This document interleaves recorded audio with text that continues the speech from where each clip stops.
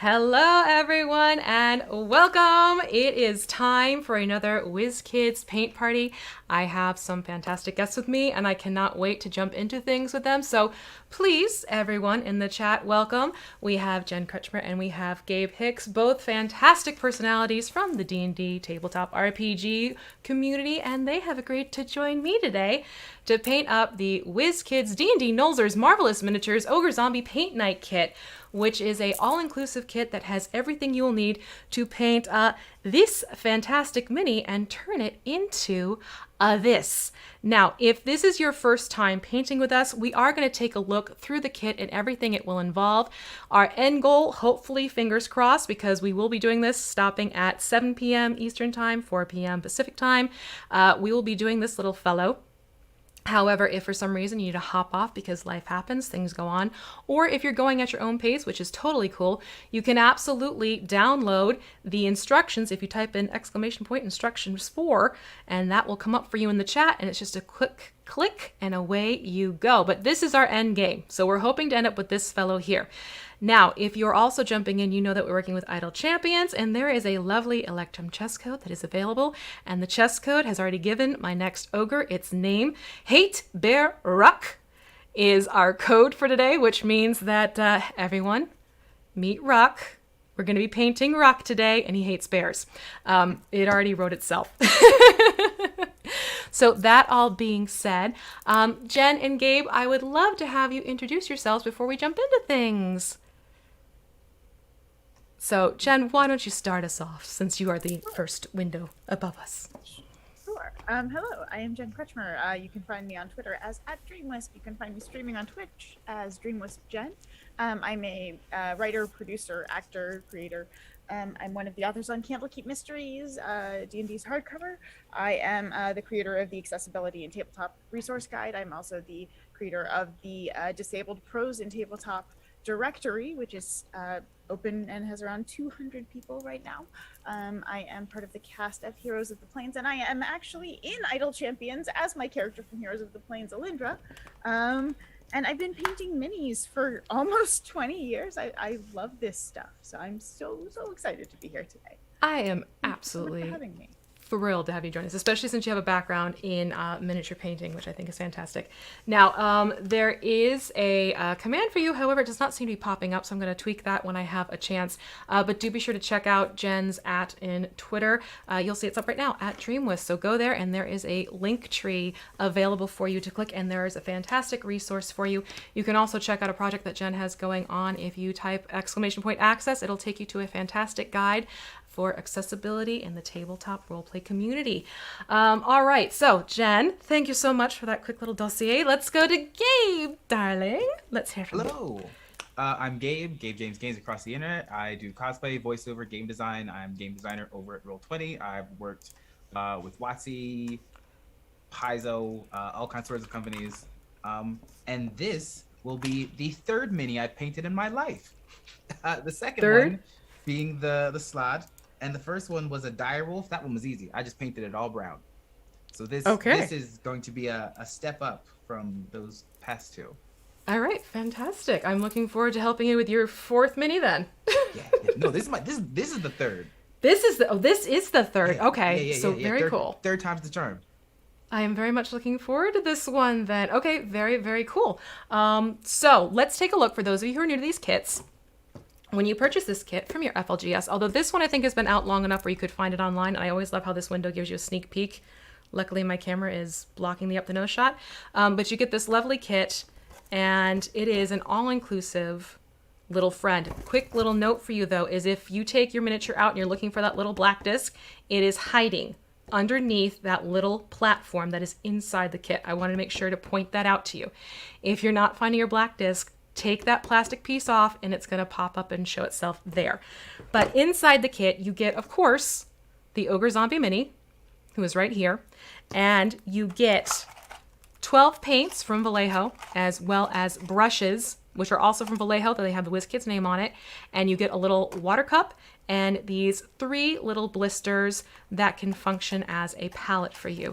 So what I have discovered, thank you very much to Michael Mordor, the Goblin King, he had this suggestion with the paints, and it makes it a lot easier to work with them. They come attached together in a plastic strip, but if you go through and snip the strips between them, you can actually have these independent little pots, which makes it a lot easier for shaking your paint and working with the paint so that you're not having to deal with the fun little wavy, warpy thing that happens when you have all these paints attached together. So if you would like to do that and have these snipped apart, you absolutely can. It is not a make or break deal if you don't have time to snip these apart. But you get these 12 paints. We're going to be using all of these, and you get 2 brushes. You get a fine details brush and you get a multi-purpose brush. And then the little water pot just hops right out. And actually what I'm going to recommend is if you have a separate little water container, take some of the water and either put it in here or take some of your fresh water and actually pour it into the large well here, because we are going to need to do some thinning of paints. And when you thin your paints, you don't want to use your rinse water. Rinse water and thinning do not play well together. It actually starts muddying the water. So that's the first thing we're going to do right now, is make sure that you get a little bit of extra water into basically the cup that holds the cup in the blister. And then that way you'll have fresh water at hand. Now, if you take a look at your mini, let's talk about the mini itself. So our dear friend Ruck, he comes primed already, which means this is something you can pop out of the blister and put to use as is. If you are more of an experienced miniature painter, you can of course go through and remove any mold lines that you see. That is absolutely totally okay. And Jen has not left us. She is actually just grabbing some scissors, not to worry. So you can go through and you can remove any mold lines that you might see if you so choose. This is what I'm talking about, mold lines right here. You can also use something like a nail file and buff those down if you want to. However, if you are just starting out and just learning how to work with miniatures, I'm not going to have you worry about that right now, because when it comes to painting minis, especially when you're first getting into it, there is this lovely rule called the 3-foot rule. What does that mean?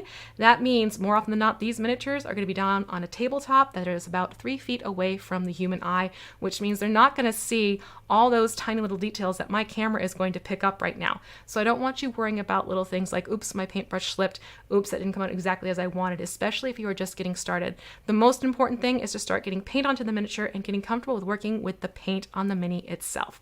That is the goal for today, making you feel more comfortable, at ease, and to learn a few tricks that might help you out along the way. Okay, is everyone ready to start painting? How do we feel about this one, Jen and Gabe? You good? Let's do it. Let's do it. All right. All about it. I am love all the here idea for of it too. About the cutting the Isn't that? cutting the paints Yeah. apart. Yeah, So that great. was when he pointed that out in his video. And by the way, you can check him out. It's Mike Mordor, the Goblin King. Check it out on Twitch and YouTube. He's actually one of WizKids miniature painters, so I do highly recommend him. When he was pointing that out in his video, I sat there and I had like one of those cricket moments for like 10 seconds. My jaw just hit the floor.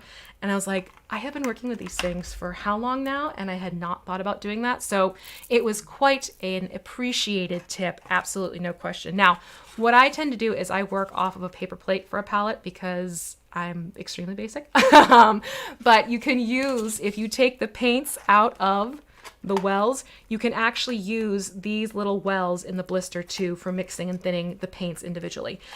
So I am going to do it on my paper plate because I find moving the blister around too much, you just heard it in my microphone, gates my microphone.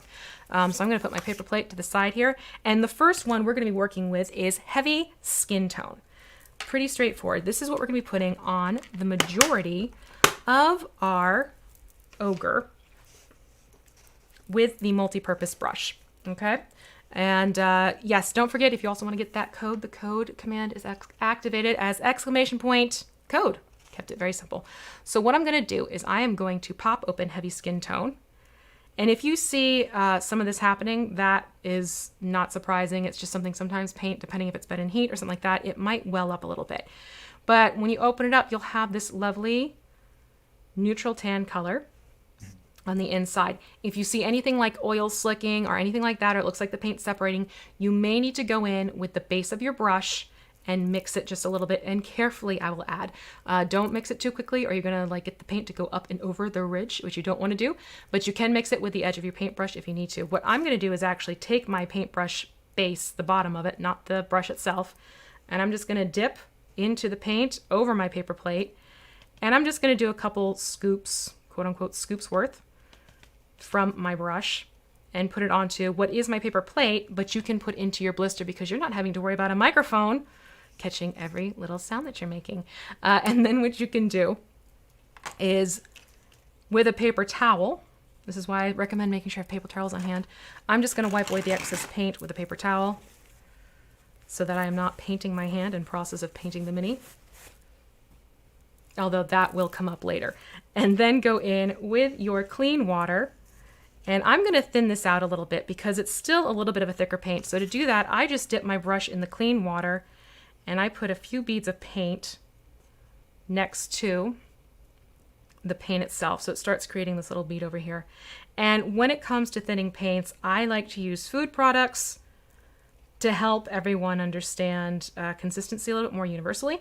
So we're looking at something like maple syrup or a heavy cream.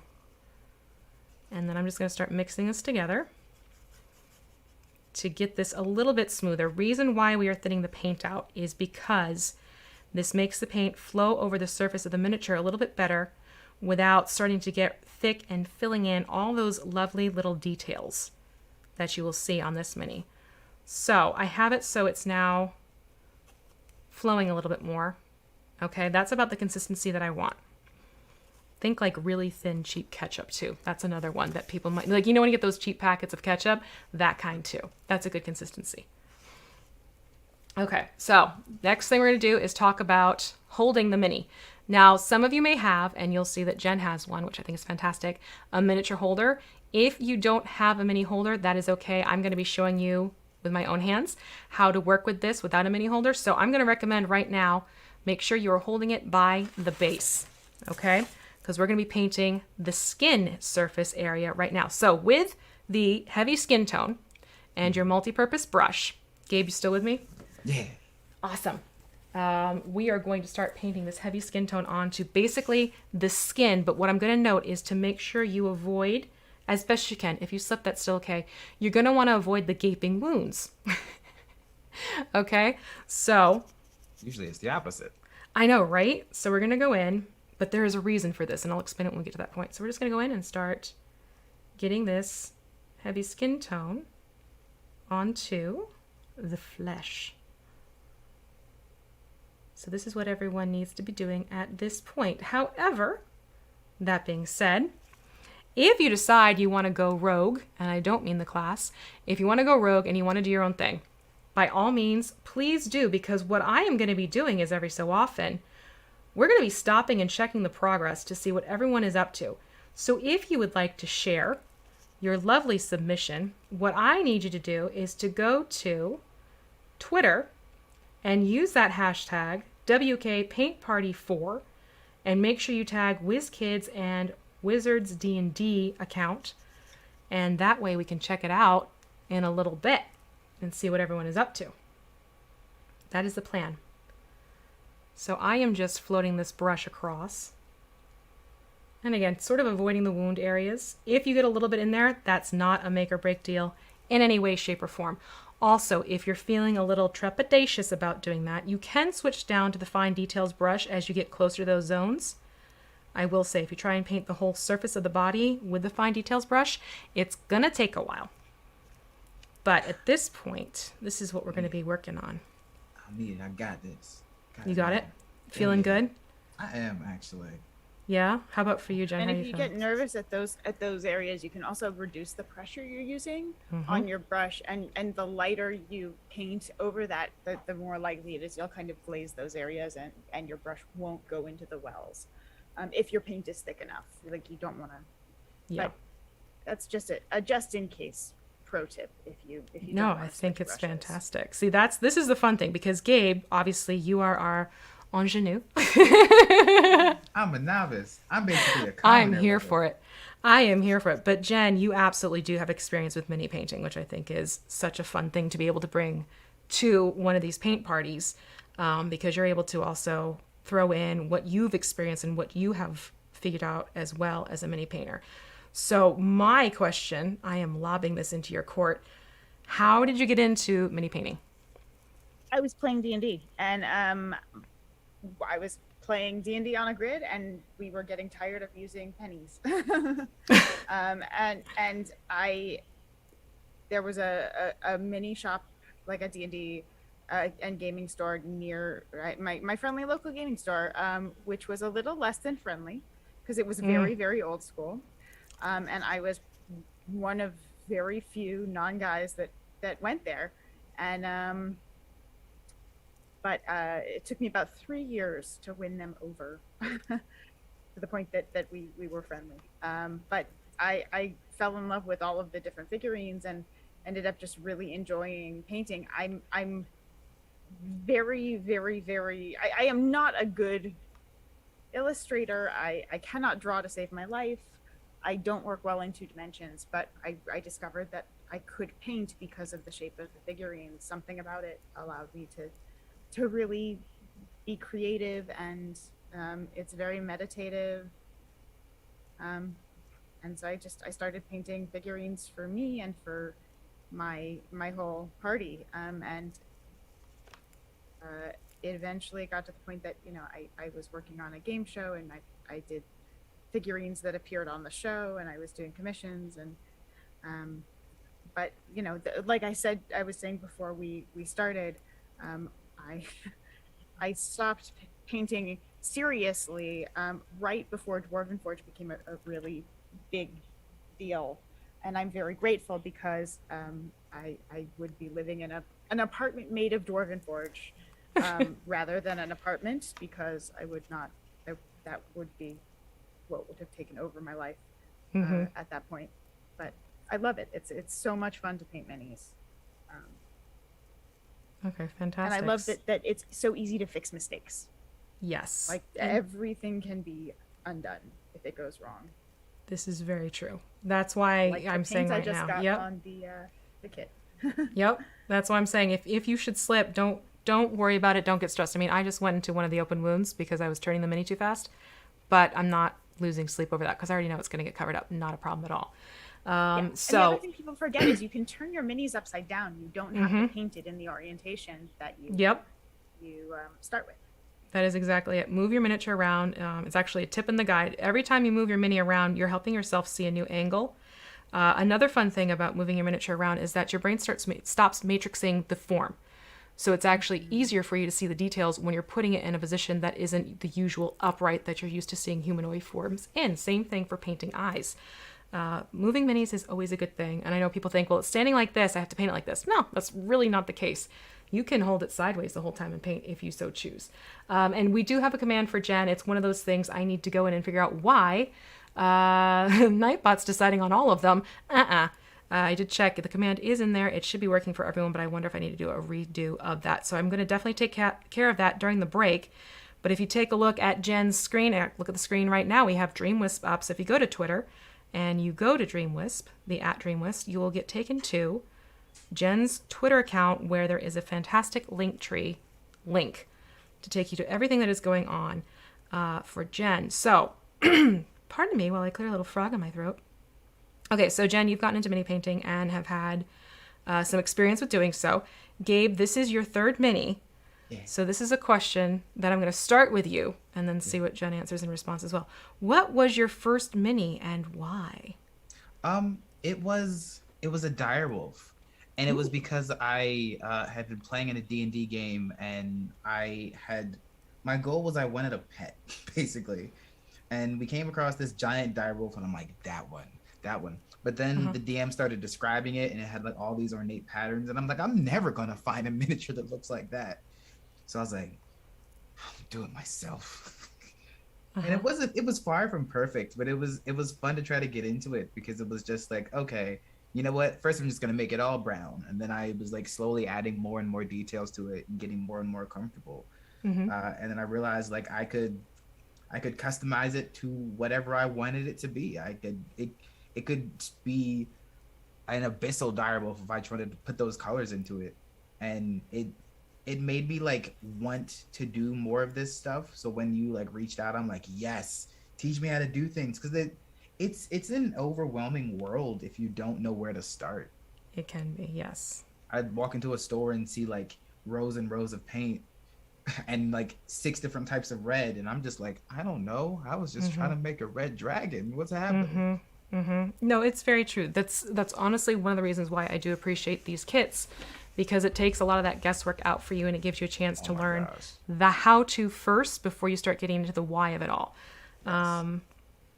So it's one of those things where if you are just starting to get into miniature painting, then if you can find anything that's set up like a kit like these, you'll find it does help you get into the swing of things. And again, the paints included in this kit are Vallejo paints. I will, however, say, just from experience, having worked with many other beginners, oftentimes what can also be sort of a stopping point, like yes, these kits are actually quite reasonable, but some people say, but then I can't afford the nice paints afterwards. You can work with craft paints for a little while to figure out how to paint the minis as well. There is that sort of like, oh, you can't use a craft paint. You absolutely can. I have painted many a miniature with craft paints and people thought I had used a different paint, which was not the case. So don't let the idea that you can't afford it either. Because quite frankly, you can get minis in packs of 2 from WizKids that are $4.99 US dollars. And then if you just run down to a different store and pick up some craft paints with the colors you're looking to do, oftentimes those are more budget friendly as you're starting to get into the process of learning how to paint miniatures. When you feel more confident and comfortable, then by all means start exploring and looking around and checking out different types of paints. And you may even find that you have personal preferences as to which paints you like to work with. That's why I will say never fall into the trap of saying, this is the best paints, these are the better paints, because oftentimes people may purchase the paint and try it out and realize, wait a minute, this isn't working like it was working for someone else. Well, that's okay, because it may have worked better for that certain individual because of how they paint. You may have a different painting style and approach and find that a different paint brand works better for you. So those are my little behind the scene paint tips for everyone and giving you some guidance along the way. But yes, basically we're still putting the heavy skin tone onto all of the flesh. Right now I'm focusing on the torso and the arms. And then once I get the upper body done, I will jump down to the legs. But as you go along, I'm going to point out, yes, you have the legs, but you also have these lovely little heels that could use a good pedicure, quite frankly. There are heels at the very back here, as well as toes. The toes are more evident, but the heels kind of get lost with the wraps. So just a heads up, there are heels you can paint poking out of the back of at least the one foot that isn't half raised. The other one, you can kind of treat that as a wrap if you wanted to, but I did personally like painting those up as exposed heels on the back. How often do people ask you questions on this kind of thing? In terms of mini painting tips and tricks? Yeah. Well, no, not even that. Like, what is one of the most challenging minis you had to paint? Oh, you're turning the tables on me, huh? Let's see. That is a very good question. I've done. Okay, quite frankly, it was a water elemental, which I could not show here because there's some not safe for work features on it because, you know, it's a female form and she has an exposed bazoom. That was not what I was thinking. I was thinking like a tidal wave with eyeballs, but go on. Yeah, no. It's actually quite beautiful. It's sort of reminiscent of the Venus on a half shell classic painting. Oh, nice. Wow. Yeah. So it's a beautiful, beautiful sculpt. The tricky thing is water. In terms of getting the various blues and the blending and making it look like it has motion and life to it. Otherwise, it's very easy for water to go from looking like water to looking like just a bunch of blues put onto a miniature. So that was definitely a more challenging mini for me to approach just because of the technique of it. But I learned a lot of important things with it and a lot of things I would do differently, which I then applied to other miniatures and terrain that I have done in the future since that one. You're always learning, even though you. Oh, absolutely. Yeah. Yeah, you can be a miniature painter for years upon years upon years and still learn something new, something different along the way, which I think is a fantastic thing about painting miniatures. Because it's not something that becomes stagnant or stale. There's always something new and interesting developing and coming around the bend. Whether it be a technique or a paint medium or even colors. Yeah, paints have changed so much in the last few really years. have. Yeah. There's so many new options that make things really easy. Like, it's really fascinating how much they've changed since I started painting. And, you know, I love when I kind of went back a couple years ago, I was shocked by the difference in the I wish when I had like first started doing these things, there were more of these like paint boxes, like Mm-hmm. painting kits, because Yeah. it's way less intimidating.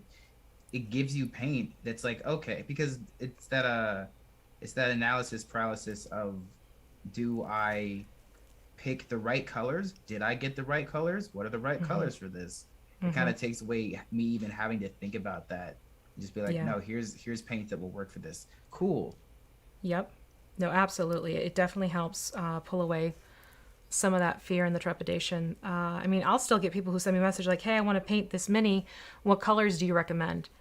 What I will do in turn is say, what are you using as your reference? Because a lot of times people will look towards Oh, photographs or illustrations or that type of thing. So if there's a mini you really want to tackle and you're looking at a particular portrait or, the art from the books themselves, it really does help to look at those illustrations, to look at the even photographs. I especially love using photographs for animal-based miniatures. A lot of times that'll help you hone in on colors that reflect more of what you're seeing in the photo, in the illustration. that's so smart. Yeah, and then go that route as well. Yeah, what you were talking about too for elementals, like I remember trying to paint fire for the first Mm-hmm. time, Mm-hmm. and also, you know, lava underneath stone. Yes. Yep. And just not having any idea where to start, and yeah, without photo references, I never would have gotten there. Yeah. They really do go a long way, just because it even gives you just that quick little visual cue as to what you could be doing, which is always great. It's also why I have a Cthulhu miniature that's painted up to look like a tropical octopus. Oh, that's awesome. I'm not even kidding. I love that idea. That's so Yeah. neat. That's the funny thing about these kits, because I paint them per the standard of what they're supposed to end up looking like, but I actually tend to paint more off the cuff with my miniatures and do very vivid colors, different paint schemes than the usual expected, and that's just always been my thing. So it's kind of funny to sit down and be like, okay, so we're going to paint this. This is a paint by the numbers approach for me. Oh, Almost literally, because I give a paint guide with step-by-step numbering of what you do next. You may find as you get to this area here on the one arm next to the wraps, you may have to go in and poke your brush in because it is a really deep inset of a detail there. If it gets onto the wraps, that is perfectly okay, everyone. Just want to make sure we point that one out. I also want to take a moment to thank our fantastic moderators. We have D&D Jordan Lee and Zero Reynolds, their Jester, in the chats for us, helping us keep an eye on everything. I appreciate both of you and the time you've already put into making sure that our chats are enjoyable and making sure the commands are going through, except for the one that is irritating me. I am going to take care of that over break, though. So this is basically my progress so far, and you'll see as it dries, the skin tone does darken up. If it has a mottled look to it, that is actually okay. Don't worry if you see that some of the patches are looking a little bit lighter than others. In this case, for zombie flesh, you want to use that to your advantage. But just keep going around. Same thing, you have a little necklace strand here to keep an eye on. It's more like a rope. So you can leave that exposed, and then I'm just going to jump over and start working on the scalp and that really thick neck roll that Ruck has going on. And the ears when it comes to the face. And even if you get this into some features of the face, that's okay. The other thing you may notice if you're in a hotter area right now, which I am, it's okay if you go in and you dip your brush in a little bit of water and thin your paint out a little bit more, because you may find that your paint's drying out a little bit faster, just because the heat will wick out the moisture a lot faster on you. It's also why I like to paint more detailed miniatures in the wintertime. that makes sense. Yeah, at least when I'm in my basement, because the basement just stays really kind of that perfect painting temperature. So yeah, that's what I'm doing right now. I'm just working on the head now before I start working down the other arm and hands and everything like that. Basically keeping its torso centered and up, and then working around. And again, we're going to be sharing these, so if you want to have fun and start taking progress photos and using that hashtag, WK Paint Party 4, we're going to check things out on Twitter in just a little bit. I think what we'll do is we'll get the heavy skin tone on and see how everyone's doing with that. That way it gives it a chance to dry just a little bit. Exposed here, yes? Yes, the hands are exposed. The wrists are where the wraps kick in. Okay, cool. Just making sure. Not gloves. Not a problem at Exposed, all. not gloves. Yep. Unless you want them to be They could be. Correct. They could be. That's just it. I'm learning. Make it your own. Now, he does not have a beard. He has a double, triple chin. Okay. Cool. There's a few folds in that chin. That's not a beard. That's just folds. But again, if you want to give him sort of a 5 o'clock shadow later on, by all means. And he does have these lovely lamb chop sideburns, which I'm going to work around right now. It almost looks like fins when you do that and you like take away. Yes, it does. Yeah, he's very Creature from the Black Lagoon. Right Exactly. Oh, that would be a fun way to paint this. Oh, now. It really would, yeah. ooh, Okay. No, ooh. Get How are nice- you a doing? Nice mottled green in there. So Mhm. he's wearing that. I mean, I've There you almost go. got both hands now. Excellent. Yeah. Going through it, and so Okay, so we're about at the same point. Oh, awesome. So we're tracking about the same. Excellent, I haven't excellent. gotten to the legs yet, but Yeah, that's totally fair. I am gonna. getting close. Yeah, I haven't quite gotten there myself, so I am gonna do a little bit of the heavy flesh around the mouth. Not gonna worry about the fact that it's getting on the teeth because that is okay. We can go back over later on with a different Detail color. brush. Mm-hmm. That's just it. I don't want people to think like, oh no, it's done. I missed and I hit the wrong spot. Nope, nope, nope, nope, nope. And one other thing is, if you get paint somewhere and you're quick enough, you can have a second brush that's wet, Yep. and clean, and just go back over that area, and it'll get rid of that paint. It absolutely does. Do a Yeah. quick little touch up. Yep. And the very worst case scenario, if there is a spot on your miniature that you truly are not happy with and you want to adjust or tweak a little bit, rubbing alcohol is actually your friend. Because what you can do is you can take a Q-tip or you can take a fine brush and you can carefully remove the area you want to touch up and remove that patch of paint with rubbing alcohol. I highly recommend in this case that you use a 70 to 90% type to pull away the paint you don't want or you want to work on. It helps thin and remove the paint. I do not recommend acetone because acetone can start playing around with the plastic of the miniature after too long, and since you're going to be doing this back and forth motion, sometimes that acetone can start eating away and you don't want that to happen. But the rubbing alcohol is definitely a great way to approach it if you want to go back over and try and clean up a spot or fix a spot after the fact. A little tip for if you do that, is just make sure that you are blowing on it as well if there are other areas you don't want the paint stripped away. That's a little tip for if you're getting worried about if you make a mistake too. All right, so we're still gonna be working with the heavy skin tone. That's just the nature of this. Is sort of like the biggest swath that we're gonna be doing. These are base coat layers. So we're getting the base coat on the skin, the base coat on the loincloth and the wraps and everything else.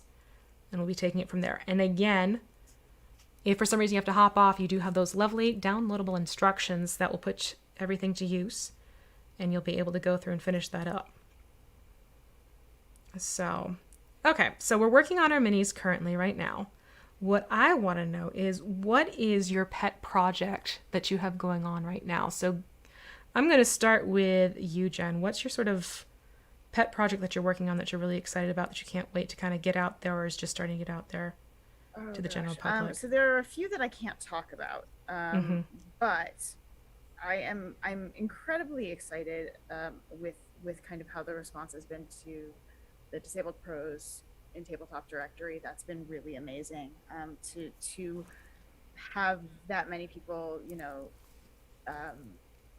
come forward and put their names into that, and to have that resource for people who are looking to expand the people that they hire and have some add to the diversity of their team, because so often this is, the disabled community is overlooked or ignored for those kinds of opportunities. And so to have a consolidated version that I can distribute to clients who are looking to expand their team, and it's over 40 positions too, which is really extraordinary. So that's been a really amazing thing. I'm also really having a blast on the show that Gabe and I are on together, which is The Nightlife, which is a Vampire the Masquerade show for Play Renegade, on Play Renegade for Renegade Games on Wednesday nights, where we have two of the most amazing, ridiculous, lovable vampires on the planet. That's wonderful. I'm going to point out a little quirk here. I had a bubble in my primer, so I'm going to treat this as an open wound. That's what this is. Please don't think that I have missed a spot or think you have to create a spot if you've already painted that over. I meant to mention that earlier. Neat. But yeah, so I have a unique little hiccup, but I'm going to use it to my advantage. And yes, so I made sure that we have also as well the links to Heroes of the Plains in there for Jen, because that is your Tuesday night game, is it not? That's my Tuesday night show. Yeah. Yeah. I'm trying to talk with a brush in my mouth. We've been playing I do that, it all the time. that game in one form or another for about 3 years now. And it's just, it's family. I mean, it's an amazing group of people. The story is a ton of fun. So many of us are in Idle Champions now. It's just really, I love Tuesday nights. I look forward to it every week. And Heroes of the Plains is it's a joy to be part of, and I'm so honored to be part of that story with those people. Fantastic. And we do have that chat command. It looks like, oh, lovely. Thank you so much. It's been activated. So if you want to check it out, by all means, click on the link. That also means that, Gabe, you have a Tuesday show too, don't you? Yes, I do. It is on that Bronze Girls channel. It is Shakar. It is honestly the longest running D&D campaign I've played. We just had our 20th episode yesterday on this past Tuesday. Have gone from level 1 to 4, like long-term adventure. I'm playing a druid to no surprise because I love my nature babies. It's been so much fun. We've done a lot of like homebrewing stuff of like making our own spells. We actually keep track of rations, which is great and terrible, but it also has led to a whole bunch of cooking mishaps. I played with Xander Jonaret. I played with Lord Balvin, that Bronze Girl, and Josephine McAdams, and it has been the game that I've wanted to play in a long-term scheme for a long time, and I just never realized. What time does that start? Because I was able to find the Tuesday information. For the life of me, I for some reason could not find a start time. We start at 6:30 Pacific time generally. Okay. Yeah, and I say 6:30 because like we might go live at 6, but we're talking until 6:30. Okay, that's a fair point. Okay, so 6 to 6:30ish. Yeah. Tuesdays as well, Pacific time. You can go check that out too. And I Really know great. Jasmine's a spectacular DM. Oh God. Yeah, it's worth checking out both of these. And I know, yes, there's overlap in start times. That's also why there's video on demand available. We have reruns for that Ta-da! exact Why we have odds and podcasts.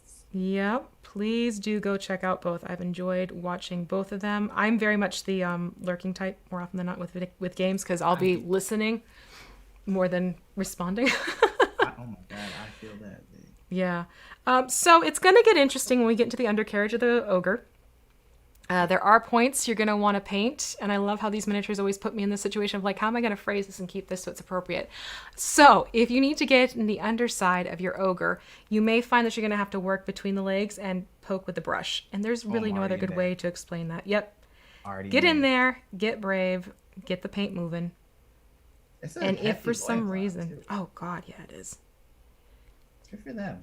They didn't skip. Yeah. So just a little tip right there for how to reach into that tricky area. And it definitely helps to hold upside down too and move it around, as was brought up before by Jen with a little mini painting trick. The underparts definitely are challenging Maverick too for many a miniature. That's why sometimes you may even find if you have it on a mini holder, you're going to need to pop it off the mini holder for a little bit, because sometimes that holder will be exactly where you need to angle your brush and you can't get to it. One other tip is you can take your phone's light, because lighting is so important for painting. And I'm going to just see if I can wrangle this, and use your light to get some light on that spot. Yep. As I drop my mini on myself. Yep. And if that's turning out to be a tricky spot, and say your painting station is normally in the basement, take 5 minutes, bring up your little paper plate, like I do, and you can go to a window with natural light, and that will also help you if you don't have enough light that's overhead. Natural light is sort of the biggest aid you will find when doing finer details on miniature work. Because a lot of people will get stuck on, I have to paint in this particular room, which if for some reason that room doesn't have natural light, like I said, I know some people paint in their basements. To me, it's worth taking a half hour and bringing like a newspaper out and putting it on your table and just getting those details you need to reach for your mini with natural sunlight right there for you, if you're really having a hard time with it. I use studio lighting when I'm doing these things, so I have an abundance of light right now, almost to a fault. I'm actually eager to get paint colors onto this because you'll see there is some flare back that happens with my camera. It's just the nature of the game. Yeah, I use an ot light when I'm painting usually on a like a boom arm kind of thing. But, yeah. Part of setting it up is a lot, and also it is, most people don't have that and don't need that. Yep. So an ot light does very, very bright natural light tone light, and you can kind of move it around to where you need it. But it looks like that just the inner thigh there is kind of the only thing up there. Yeah, that's it gets a little really tricky hard to get the light on. Plus, if someone's coming up, and you can color their nails absolutely if you want to when we get to that point. Oh, scary. Okay. Speaking of nails, one of the good places if you have too much paint on your brush to get rid of it is, especially when you're doing fine detail work, is just to do strips on your thumbnail. Oh yeah, absolutely. I am a big fan of doing that. You painted your own thumbnail? Well, you can also use, Gabe, you have this beautiful open palette right here. You can use the side of your hand, your supporting hand, instead of your thumbnails. Brain. But if you do have nail polish on, acrylic paint will scrape off of it. It won't affect the polish underneath. For anyone who wears nail polish. Yeah, just be careful with your washes and inks though, because there are agents that will degrade the nail polish.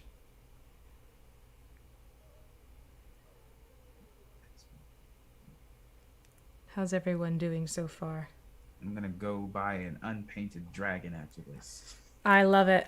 What dragon Dragons are you gonna? are fun because the washes on that, like, they're magical. Like, you've painted the whole thing with a giant brush in one color, and then you come in with your wash, and it's just like, detail. I don't know yet. It depends on how mean I'm feeling to my party when I'm coming with my story, Vee.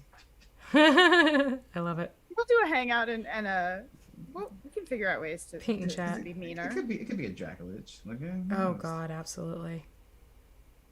Look, I have no problem picking the worst creatures because I realize I don't have to face them anymore when I'm DMing.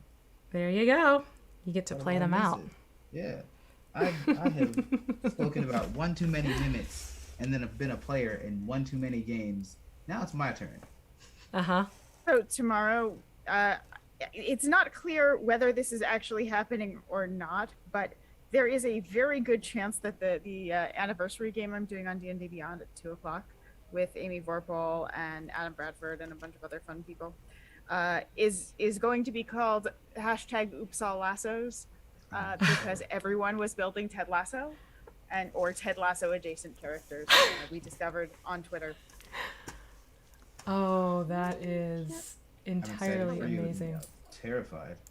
I'm very excited, except I may not build Ted Lasso. I think my character might be somebody else. I think that's a different leather there. So I think I have finished my skin tone. Yeah? For the most part. Yeah. Okay. I'm feeling pretty good. I got a couple of spots that probably need detail touch-ups. And you may see there's a couple of places that pop out as you're painting. Yeah. It's totally a thing that can happen. And that's still totally okay, too. Yeah, absolutely. So, little bits here and there. All right. You're absolutely right. The modeling looks super cool. It comes. Oh, hi, cat. I have a cat in the room. I didn't realize. It really does help with getting things going and having it where it adds to the dead flesh look of things. So right now I have pretty much everything I want painted for this with the heavy skin tone.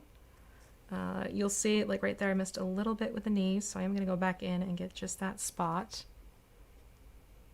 But take advantage of the fact that it's drying a little bit. Yep. Gabe, how are you in Good. I was just filling up little spots, but I'm Lovely. good. Like it's Get a photo. Yes. All right. So if you two want to get your photos going, by all means, do so.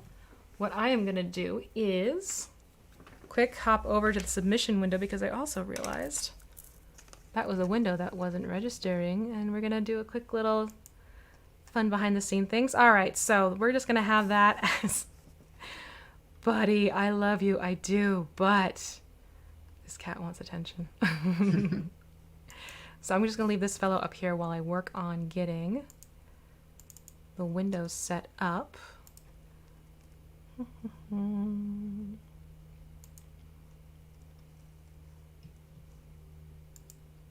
Okay, so Vee, what's our hashtag again? the hashtag is WK Paint Party 4. And here we have, let me just shift the window slightly. Here we have submissions already coming through. So this is the announcement that went out. Let's flip this to latest. That'll be our friend. So Gabe already has his up there. So here we can see what Gabe has going on. Excellent progress. So what do you think you're going to paint the nails when the time comes? Ooh, I think I'm gonna paint them black to match mine. Oh, I like that. That'll be fun. Okay, so here's Gabe's. And we have JD Weicker hanging out with us with the wife and Girl Scouts. Oh my gosh, what fun. So we have some group painting happening. How great. I love the rinse jars too. Yay for Tostitos. Those jars rock. Let's see here. And it looks like we have advertisement. We're going to scroll past. And oh, we have Lauren Oboe. Lauren, she was getting set up, and look at that. Ooh, that's a nice setup. I like that. We even have a little D4 plug going on there. That's clean. That is sweet. And it looks like that is what we have so far for submissions. Let me do another refresh on this one and see what else we have popping up. Nope, just Gabe's. Just Gabe's and JD's group. And Lauren's right? Nothing wrong with that. So as you can see, we are going to go through it and we're going to be featuring the miniatures. So if you want to get yours looked at as second round, then by all means, please do so. And in our second wave of taking a little breather, we're going to take a look at those things. So right now we're going to go back to the main screen. And now that we have the heavy flesh tone, or the heavy skin tone, I should say. I keep wanting to say flesh tone. Now that we have the heavy skin tone on there, we're going to switch over to heavy sienna. Okay. And that is that darker brown. This one right here. All right, so this is the one we're going to be working on. And we're going to start doing the loincloth work. Okay, so this lovely furry bit of the body, or on the body. And again, we're going to keep working with that multi-purpose brush. I was going to say the heavy worker brush, which it's not a lie. The multi-purpose brush, we're still going to be working with that one. And in this case, you can, depending on the consistency of the paint, you can thin that out if you so choose. Mine actually turned out to be rather thin, so I'm not going to be thinning my paint. But remember that texture thing. If your paint's not sort of moving around as you can see mine is, it's got that lovely little soupy look to it. If your paint is not doing that, that means you will need to thin your paint just a little bit, just like we did for the heavy skin tone. Just a little heads up there for you all. But my heavy sienna is actually the consistency that I want. So a little caveat there for directions. I'm sorry, this is going where? This is going onto the loincloth. So the furry bits around the waist. Great. Is where we're going to be putting that one. And if for some reason you're getting nervous about getting closer to where you've just put the heavy skin tone, then by all means flip over to your fine details brush and use that instead. What I find helps is to, when you're starting to work around, is sort of like old school coloring book techniques, helps to draw and get the lines established first, and then go back in and fill in everything with the color with broader strokes. So right now I'm focusing around getting the details that are just above the belt. And I've actually just put a bead of paint on the tip of my multi-purpose, that does not want to come out today, the multi-purpose brush. and just tapping it on and getting it into the edge. So literally just a little dab of paint at the tip and letting that work with me. So I'm not actually applying that much pressure. It's a very light touch that I'm using for this part. And if this is a little bit too much for you, then switch down to a fine details brush if you find that's more comfortable for you. I'm just going to work this around now. Okay, so we were talking about projects, and then we jumped over to games. So I think, Gabe, you owe us a project that you're working on, response, don't we? Yeah. Yeah. So my fun project has been, I've gotten really into like the solo journaling games lately. Ooh. Yeah, because I wanted more stuff where like I could pick up something that feels kind of like a tabletop game and just play by myself. Like I love getting to play with my friends, but like when it's like 11 p.m. on a Tuesday and I'm sitting in bed and I want to play a game, I can't really necessarily be like, hey everyone, let's play D&D for an hour. True. So instead I've been like really looking into micro games, and then I started making one. And originally it was going to be like a small little solo journaling game and heavily fantasy inspired, and now I'm at 16 pages and Oh wow. yeah. So it's gonna probably a bigger thing than I'm expecting, but I'm excited to eventually put it out so people can like build stories using it, use it as a world building thing, or just mess around with when they're bored on like on a weeknight or something. They want to explore, they want to play a game, they want that feeling of exploration and fantasy adventure, but don't want to have to like get a whole crew to do it, and they can just stop at any time they want to. And that was one of the most fun things for me. Like I can take a break from these journaling games whenever I'm done, and then when I go back to that journal, when I look at that whole story I made, I'm like, this thing is alive. That is truly fascinating. Oh I find gosh, that absolutely. I love that stuff. So is that something we'll see, like you'll share later on, you think, down the line? Yeah. Honestly, I give it like amazing. a month, because that even if it's not finished in a month, it's going to be like a part one that's ready in a month. Because I'm so bad at not putting things out when I'm excited about them. It's a good problem to have, but I'm like, oh my god, I could do like 30 more pages. But if I do that, no one's going to be able to play these first 30 pages, and I can't get feedback. Right. No, that makes sense. So yeah, hopefully in like the next month or so, I'll actually have at least the first part out, and people can just roll around and explore. I'm so looking forward to seeing how that comes out. That's so cool. Yeah. But And you've done. I do Sorry, a go lot. ahead. I do too much. Yeah, Whenever I I was gonna say. find a thing that I like, I'm like, I want to do that. And I used to be so nervous that I could never do those things. And then when I started being able to like in tabletop or voiceover, when I found myself actually able to do these things, I just at some point decided if I wanted to do it, I'm just gonna try doing it. And even if it's not a job, if I have fun, then it's worth it. Oh, absolutely. You even done work with Motherlands, right? Yes, I did. I do a lot of the world building and design writing for it. I worked on a couple of the cultures. I wrote the majority of the cities. I've worked on a bunch of the creatures. We talked about the elephant culture, the elephant species, and one of the things that I actively wanted was like they would have no need for tusks, because tusks were kind of like an evolutionary thing of having a defense mechanism against predators. And when they're like anthropomorphic elephants, when they can move around, when they have ships and spears and everything, they don't really need the tusks at that point. So they just wouldn't need to have them. And that was when people like, I didn't realize people would latch on to that logic so fast. I was like, oh, I didn't know that was a cool thing. I just thought it was science. And I was like, science makes sense to me sometimes. Oh, but I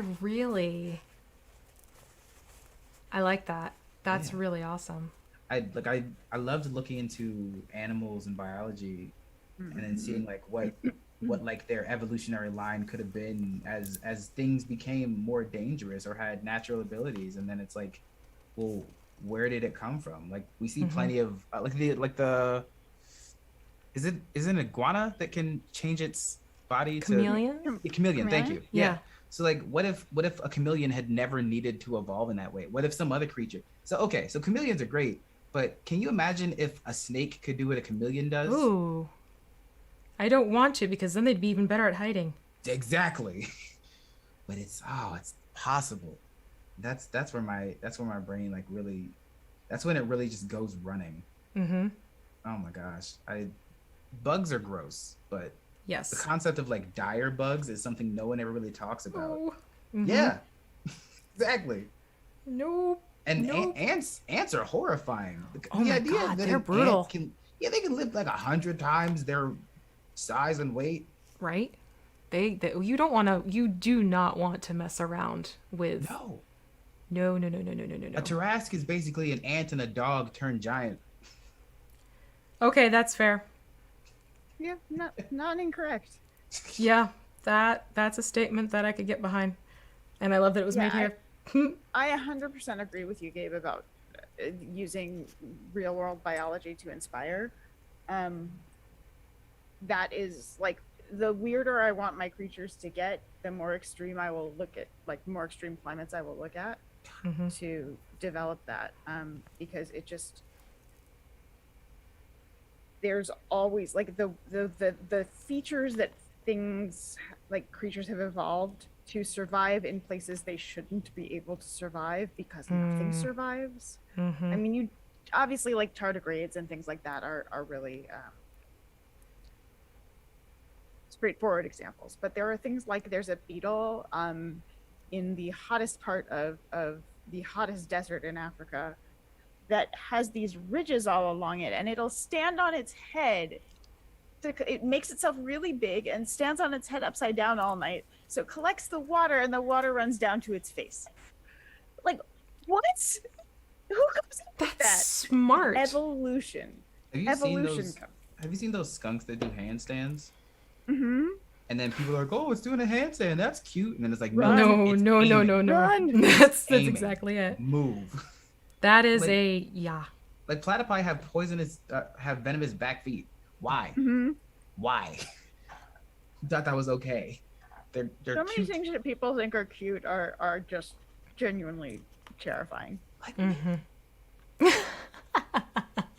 That's true. But Gabe, you're vicious. You can be vicious. yeah, Gabe is fierce. Yes. There you go. Absolutely also a- ferocious. A wonderful teddy bear. No, I love you, Not Gabe. true. Can't prove it. No factual evidence. We're talking about fantasy. Oh, right. Sorry, Gabe is ferocious, terrifying all the time. Absolutely. 100%. God, what is happening to me? I like mini painting. Crap. Good. Yes. One of No. us. No. Someone said that earlier in the chat. They're like, one of us. Yeah. Yep. No, there's this lovely thing that happens with mini painting that I love to call the Zen. That as you start getting more comfortable and accustomed to holding the brush and really focusing on what you're doing, you get this almost meditative state happening. And Just seeing two colors on this thing, I'm like, this is fun. mm-hmm. Oh no. Mm-hmm. The bug. Welcome, darling. You've come to my side of the playing field. Welcome to the arts and crafts side of tabletop games. But no, it really is a thing that happens for a lot of people, and I love it when people can experience it during an instruction setup where they just sort of really get into the groove of it and find the love already. You will find going through with this loincloth, because of the texture, you may have to get more into a poke approach to get into those grooved areas a little bit more easily. Just make sure you don't overload your brush and put so much paint on it. When you go into poke, you're leaving these big globs of paint behind. If that happens, simply go over to a paper towel, remove your excess paint, and you can actually pull away the paint that you don't want to have blobbing into your details with your recently, not unpainted brush, but the brush that's just recently removed the paint from, is what I'm trying to say. So just a little tip there. But I think it's amazing that you both, with your strong game development backgrounds, tap into the world around us too for inspiration. I feel like at a certain point you have to, because in order to build worlds, you have to understand the process of, like, so much of game design and DMing or GMing is curiosity. It's asking why. And when you're asking why, you're trying to figure out how something came to be. The consequences, you're thinking of what the consequences are of things, and then you're trying to also backwards engineer from consequences. So I think biology, I mean, I've always been fascinated by science and biology, but biology in particular just comes in so handy when you're trying to come up with creatures that are different, but also you just learn so much about the world we actually live in, which is fun. So, with everything that you've done, Jen, has there been something that has very much been inspired by the world around us that helped you create something? Yes, and I cannot talk about it. Ooh, so we've got the okay. Yeah, I have a bunch of different projects that are yeah, yep. That's the NDA life. But there's a bunch of cool stuff I've been consulting on. I just helped. I was consulting on a board game that just came out called Valor and Villainy for Skybound, which was really exciting. They're doing some very cool stuff over there. Nice. But yeah, I'm currently doing some writing and world building and consulting on the Dark Dice universe, which is the game that Jeff Goldblum is part of. And yeah, there's some other just fun projects that are happening, but they are. I can't get into detail on any of this stuff. Yes, but if you want to keep up to date with Jen, don't forget, go over to Twitter, check out @DreamWisp, and make sure you follow, because Jen is extremely active and great about updating, not just for the world building, but various projects, various efforts. So please do be sure to follow Jen. And then when you're done following Jen, you go over and you follow Gabe James Games over on Twitter, and you do the same thing. All right, my darlings?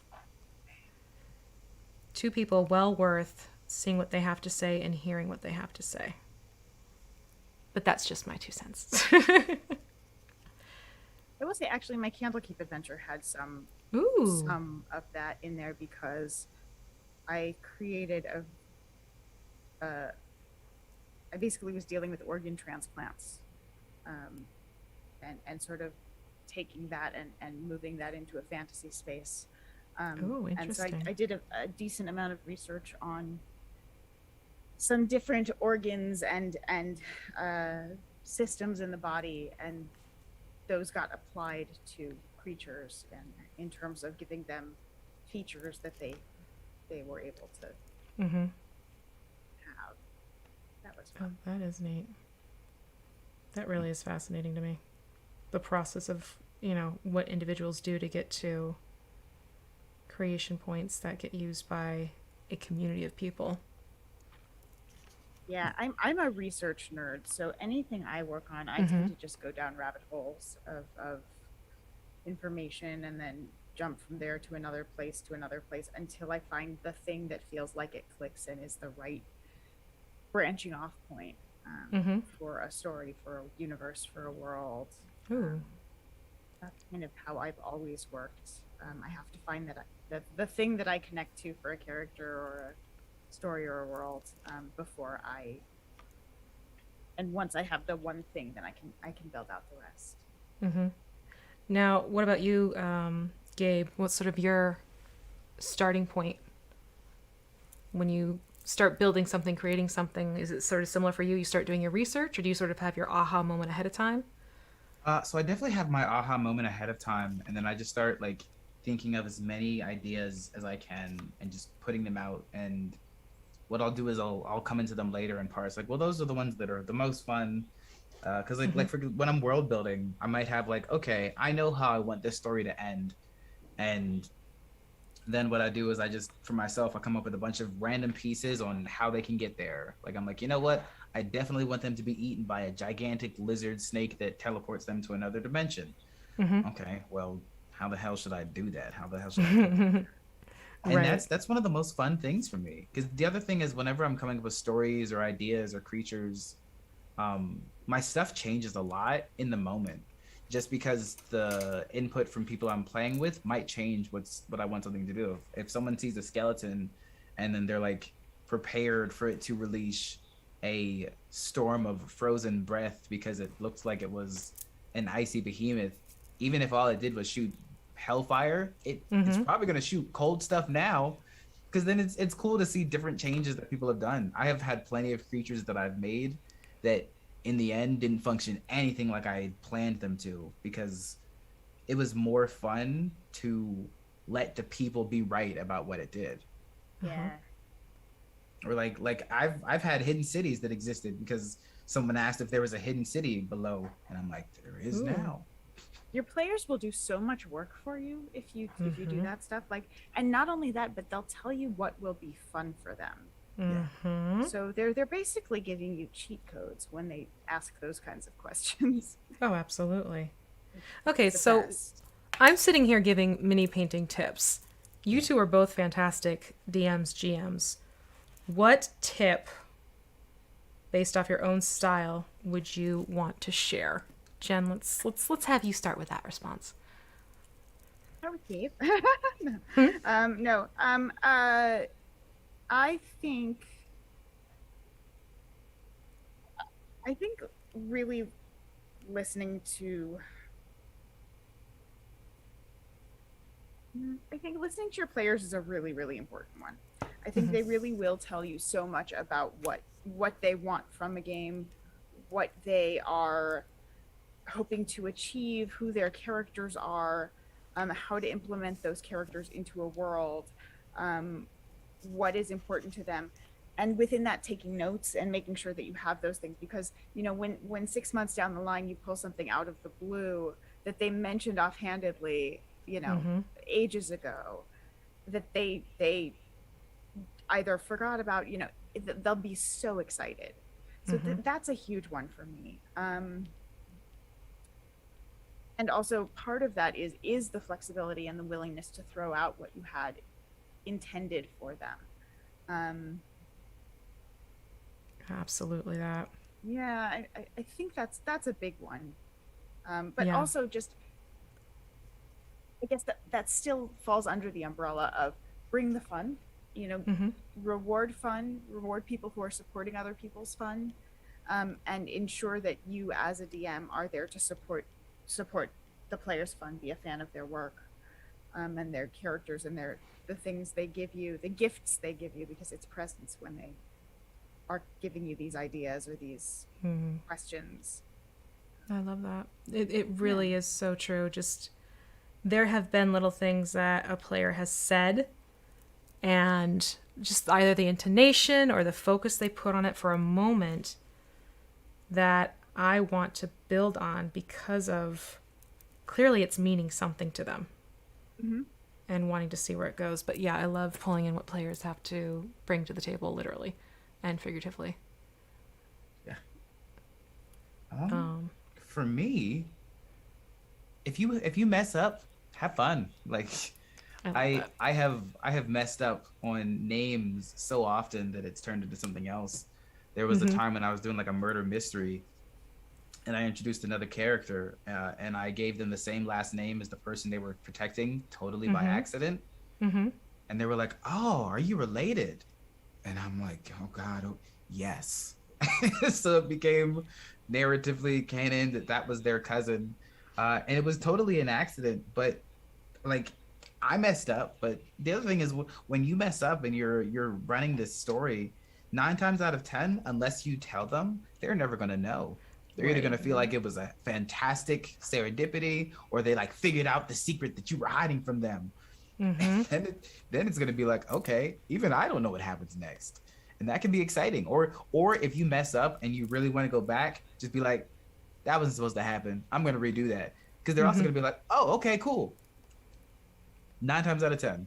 Yep. Well, and nothing is real until it's real. So like it can be your plan in your head for what a canon thing is going to be, and then you get to game and that's not how it plays at all. that's fine. And the only thing that becomes canon is the thing that plays. Yeah. You know, the way it goes. Yep. The deciding to throw it out, only what actually happens is what matters. So There are Yeah, a lot of it- people. Yeah. Yeah. the I think a lot mistakes of there are just a gift to Yes. everybody. Failure in D&D. I think people forget you can't win D&D, and remembering that the only way to win it is by having fun and making sure other people have fun. 100% That's agree. where it's at, and that for me is part of why I think I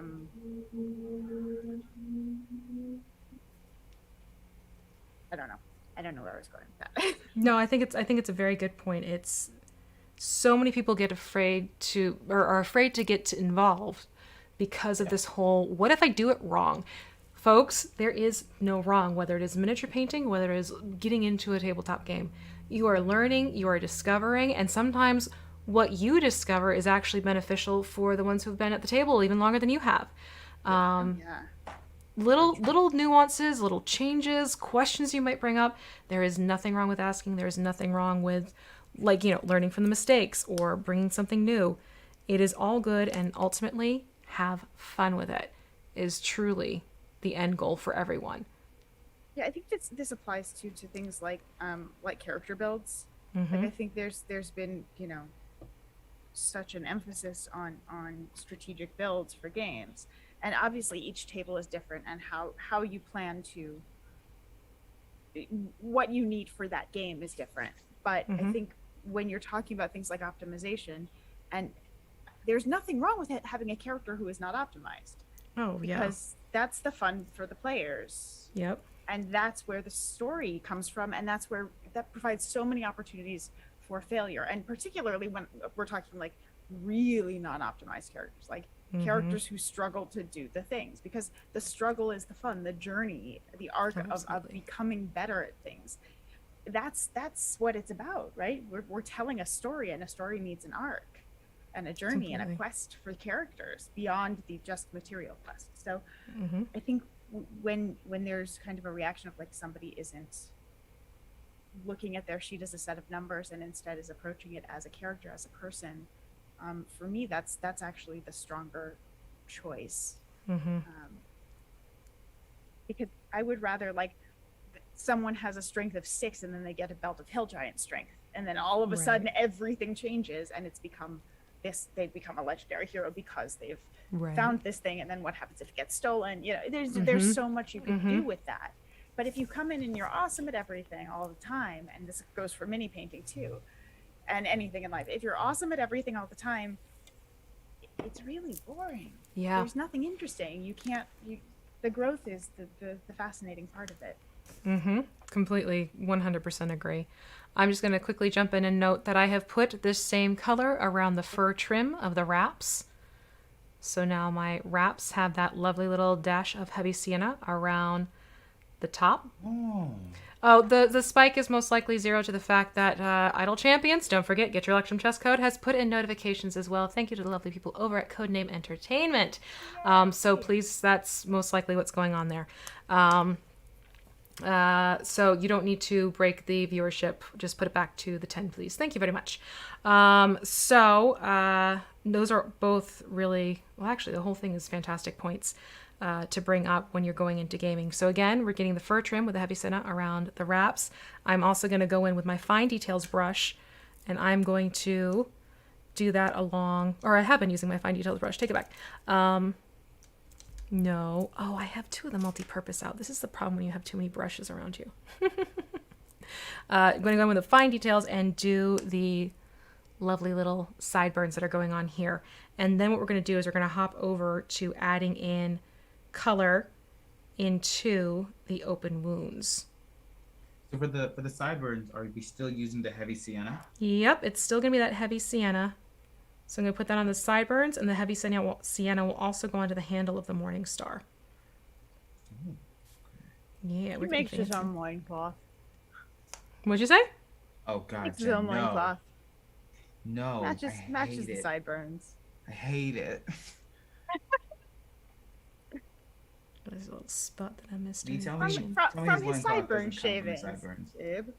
V, What tell was me that's that? not how- V, tell me his loincloth doesn't come from his sideburns. I think That it is does. left to debate. V.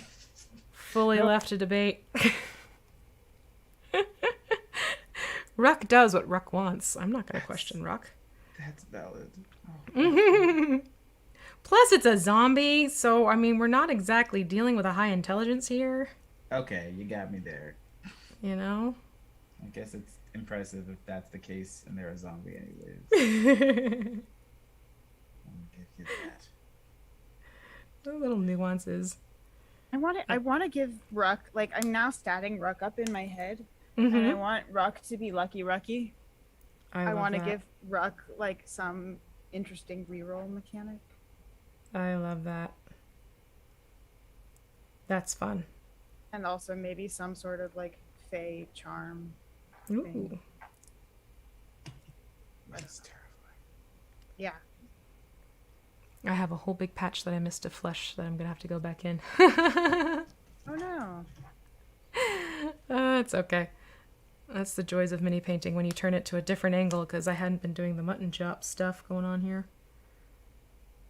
I may realized- discover that I am in the same situation. Yeah, it's totally cool. I'm just going to quickly pop open. That's why I like separating these paint pots, quite frankly, because I can quickly open up the paint pot for the other one and quickly adjust and get some heavy skin tone in there as well. And then Bob's your uncle.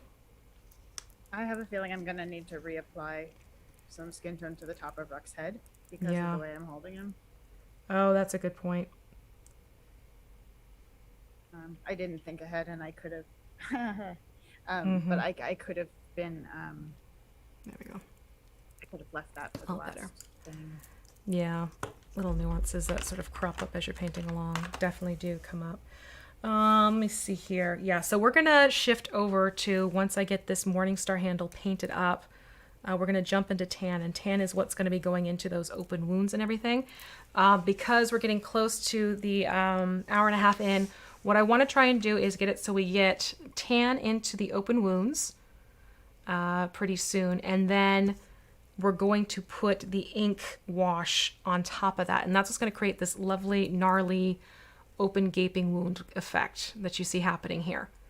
Okay, so that is something where, because inks take a little bit of time to dry, I want to make sure we can have that going before we go in and take a break. So right now what I'm doing is I'm just taking that last bit of the heavy sienna, and I am using the fine detail brush for this.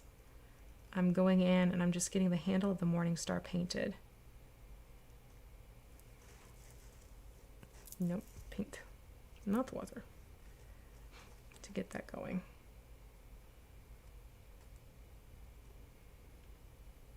I've also definitely realized, like, I can just go back over with the skin tone after I do these pieces, and any little extra paint that I get on, like, the hand or something. It's very easy to just go back yeah. over it.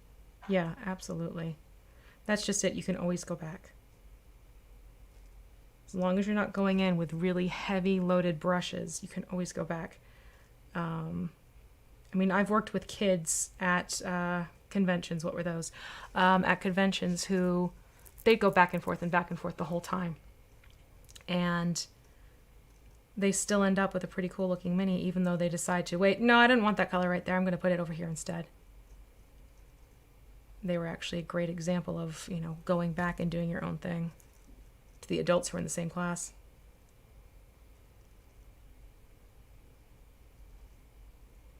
Almost there. It's making me want to play Shadow of War or something. Run around with orcs and goblins. And... Getting a little darker. Yeah. I just ran a Kobold Press game, and there's a NPC in there named Scar, and he's one of the Crimson Ogres. Yeah. And I am sorely tempted to take another one of my Ogre minis and be like, we're going to paint up a Scar. Do it. Because such a curiosity of an NPC. But also Crimson Ogres look wicked cool. Okay, so I Really? have... Oh, go ahead. No, go ahead. No, I'm just saying I have the pointing out what I've painted with the heavy sienna. So I have the handle of the Morningstar, the loincloth, the fur trim, And don't forget those Call Me Mutton chops. Okay? Those need to be hit. And yes, Jen. I was gonna tell you that I have been watching your stuff for many years, so long before I knew you. I had been a huge fan of all of your work. So I'm so excited to be painting minis with you today. It makes me really happy. That makes me really happy too. That's lovely to know. Yeah. Thank you. When I discovered your channel, it was very, very exciting. Because I hadn't ever really looked into other painters online. That was just, I sort of had, there were forums, but most of the stuff I knew was stuff I had either learned in person from, like there was when I lived up in Berkeley, there's Games of Berkeley had a painting hangout every week, and we had an amazing competitive painter who would hang out. Oh, fun. Who taught me a bunch of stuff, and then you know, websites and stuff. But you were one of the first people I discovered online who was doing this stuff. Oh, that's so very cool. Exciting day. Oh, yay. I'm really happy to hear that. Yeah. Amazing. See, this is the fun thing about the world and tabletop roleplay games and how you find out there's like various connection points. You're like, oh my gosh, really? That's so cool. It's a really small community. So this goes all the way up, doesn't it? Yeah. So much better. So Diggs Miniatures asking, you do 1/64th scale displays, so all the miniature painting techniques work with, yes, they do work. You may need to find a really good magnifier and a really good fine tip brush for more of the scales. But these do, in fact, a lot, here's the interesting thing. A lot of the tips you'll find I give also come from beauty tips that you can get in terms of using makeup and things like that. There's a lot of crossover there, especially when you're working with face details and everything like that. But yeah, you absolutely can go in and do that. So what I'm doing now is I'm jumping over to tan, and I'm going to apply this into the open wounds as well as in the mouth and in the eye sockets. And then what we'll do is after we get through tan, we're going to let that dry. And then we'll get the break going. I wanted to do the ink before the break, but I don't think that's going to work out because I don't think there'll be enough dry time between the two. So we may save ink based upon how we're tracking. Ink may be coming more towards the end of the show. And we're going to be looking at getting base colors and washes going, I'm thinking. We'll see. How are you feeling there, Gabe? Good. I feel like I actually know what I'm doing. It's astounding. Excellent. Yay. No, I'm very happy to hear that. And you were right about like literally just using the tray thing. Like it is so easy and everything is just so self-contained. Yeah. It really is super helpful. I'm just a creature of habit at this point, and I'll gravitate towards my paper plates. But also, again, I was realizing that in post-production, you can hear the blister happening a lot with my microphone because it's right above me. So that's why I opt to not use the blisters on screen. Ironically, I do use them as I'm painting that first mini. So this guy was using the blister up for sure. It was great for mixing and thinning down and having everything contained. You're just putting the tan right in the wounds? Right into the wounds. And actually, if it gets a little bit up the sides and lipping up over where those wound flaps are, and I know that sounds horrible, okay. You do want to have that happen. That's not a bad thing. It's okay. It's actually okay if this sort of hiccups out and over a couple times here and there. It'll enhance the gaping wound quality, which sounds horrible, but there you go, folks. More of that. Are we lining around the belt? Is there going to be like some black lining or something to define it? If you want to go and do that little trick, absolutely you can do that. Okay. I'm not going to yet, but I just I don't. There's kind of that flat space there, and I didn't know what you put there. Yeah, I'm keeping this more as like a straightforward, so it's going to be the color of the belt itself, and then letting the wash sort of pool in there. Okay, cool. Is how I'm treating that zone, but the technique you're talking about absolutely would work too. Yeah, I should clarify. Black lining is a technique where you go around details with a very, very thin black line, and then just kind of, you can use paint to go kind of clean it up, but it gives extra definition. It's a more advanced painting technique. It is. but But- it gives some extra definition to your details if you need them and they're getting lost in Yeah, the paint. it definitely pops out and looks amazing. But as Jen said, it's a little bit more advanced. So if you feel you have enough hours of painting under your belts, by all means, you can go look it up and give it a try. If you're newer, I would say hold off a little bit until you get a little bit better control of your brush strokes. But it definitely looks great when you And if apply you're it. blacklining for the first time, one of the tips is to do it very early in the process, to line your edges very early, because that way you've got plenty of time to fix it and touch it up as Yeah. you apply your paints. And if you do very thick lines, your paints will cover it. Where are all the wounds be? So Where you are all got the wounds? One right in the stomach. Yeah. Yep. There's a little slash above it, a couple of little dots next to that. Yeah. If you two right by the shoulder. Yeah. Yeah. If you look right now, Gabe, you can see that I have the majority of the stomachs taken care of. Mm-hmm. And then if you turn it towards you, with it facing you, there's these 3 slash marks that sit underneath the arm that's extended without the morning star, Okay. as well as 2 dots of gaping wounds. Yes. And then you have the gaping wound in the shoulder of the same arm, Yes. which I'm hitting right now.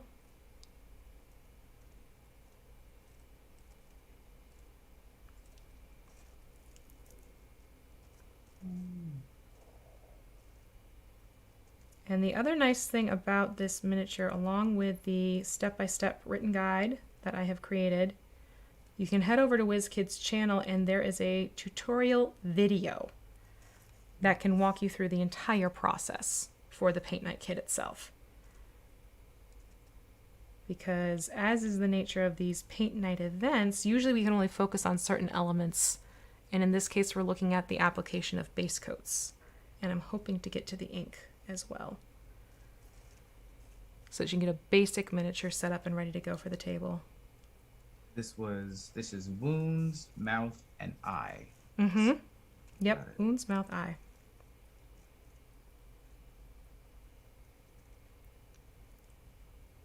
What I've been doing is just sort of putting a little bit of a bead of paint on the tip of the fine details brush. And the reason why we did the heavy skin tone first is because I actually want some of it sometimes to sort of lip up and over and get onto that heavy skin tone to enhance the gore of the wounds, as opposed to getting nice, fine, clean edges. Yeah. Otherwise, I would have painted this first if I wanted nice, clean lines. I would have put this in as the first color to start with, because then we could have used our brushes to edge around the open wounds. But this gives it a really, no pun intended, sick look. Okay.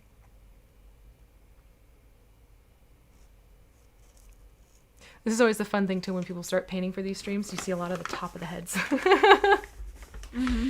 Because everyone's bowed down over the miniature, which is always fun to see. And like I said, this one doesn't exist. It may not exist for you. This was a bubble in my primer, so I'm using it to my advantage. So that wound may not exist for you, and that's okay. Yeah. But here you can see the front wounds on the torso, all painted up. This is a fun mini to do, because I definitely don't feel like I get many opportunities to do like the top layer of skin and then like the layer underneath revealed. Yeah. Like, It's I don't feel like I see Yeah. many minis that have wounds, but like this feels like the moment of like, okay, if a party encounters a creature and they don't kill the creature but it gets away, like yeah. I might be able to paint it now to make some of the wounds that I want to be on the creature. Yep. You can have a lot of fun too with I really do not promote the use of an X-Acto knife in miniatures because that gets dangerous. Yeah. But if you get a metal nail file, you can actually start creating an abrasion on the surface of the skin, so you get a texture to it. And sometimes some of them even have enough of an edge of a file we can kind of file into the miniature to start creating a gape or a wound. So that's sort of a fun little trick if you want to take the same mini and make it look like it has damage. That's so clever. Yeah, just fun little things like that. Okay, and then don't forget there's that gaping gash that's along the knee as well, of the side that has the morning star. And I'm going to go in and I'm going to put this into the eye sockets. And if you have excess paint, this is what I do. I will sort of clean it up off on my knuckle of my thumb. And if you need, this is a good advice for stabilizing.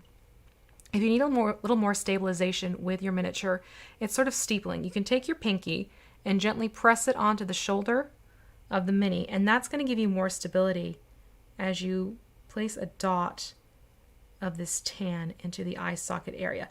And you kind of want to have it look kind of like you know when you see on TV shows where people who are wearing mascara and it starts to smudge and smoke out on its own? Yeah. Yeah, you kind of want to have that sort of fill-in factor for the eye socket, as you can see right there. Goes a little bit beyond the eyeball. It goes into the ridge of the brow bone. Yeah. And it goes into here on your, and underneath the eye. That little hollow that happens. It's amazing Same how thing. really starts to hold like that. Mm-hmm.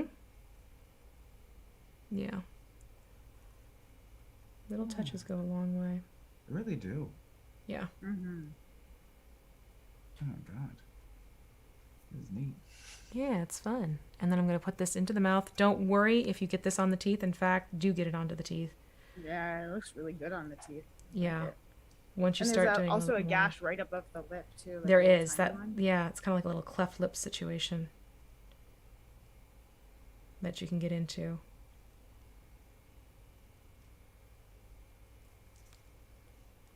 But yeah, we will get this in here and let this dry. We'll do a quick little progress look. Then we're going to take a nice little break so everyone can get up and move around. It is important to take breaks when you're painting minis. Okay, because you'll find if you've been sitting there for hours on end and you stand up, well, first of all, you're going to be really stiff. Secondly, you may find the next day that your muscles are hurting because you're using these finite motions on your hands and such. So get up and move around a little bit. When we take a break, I would like you to take a break too, please. Yeah, and if you have neck instability at all, you really Mhm. want to be careful with that. And pro tip for anyone who may be like me and have, you know, some sort of connective tissue conditions, soft collars are really good if you have to do a long painting session. I just wear like this kind of soft collar you get at the pharmacy. That Mhm. helps too. That's good to know. I will wear my back brace for the long haul commission work. No, don't focus on my suit. Focus on the mini. Hide your body. Hide your Basically. face. Yeah, I'm happy with that. That looks Awesome. great, Gabe. Yes, look at you. I have a mighty need. Uh-huh. Has the mini bug bit? It really did. Mm-hmm. Oh no. I'm not mad at that statement. I'm gonna be looking at minis on break.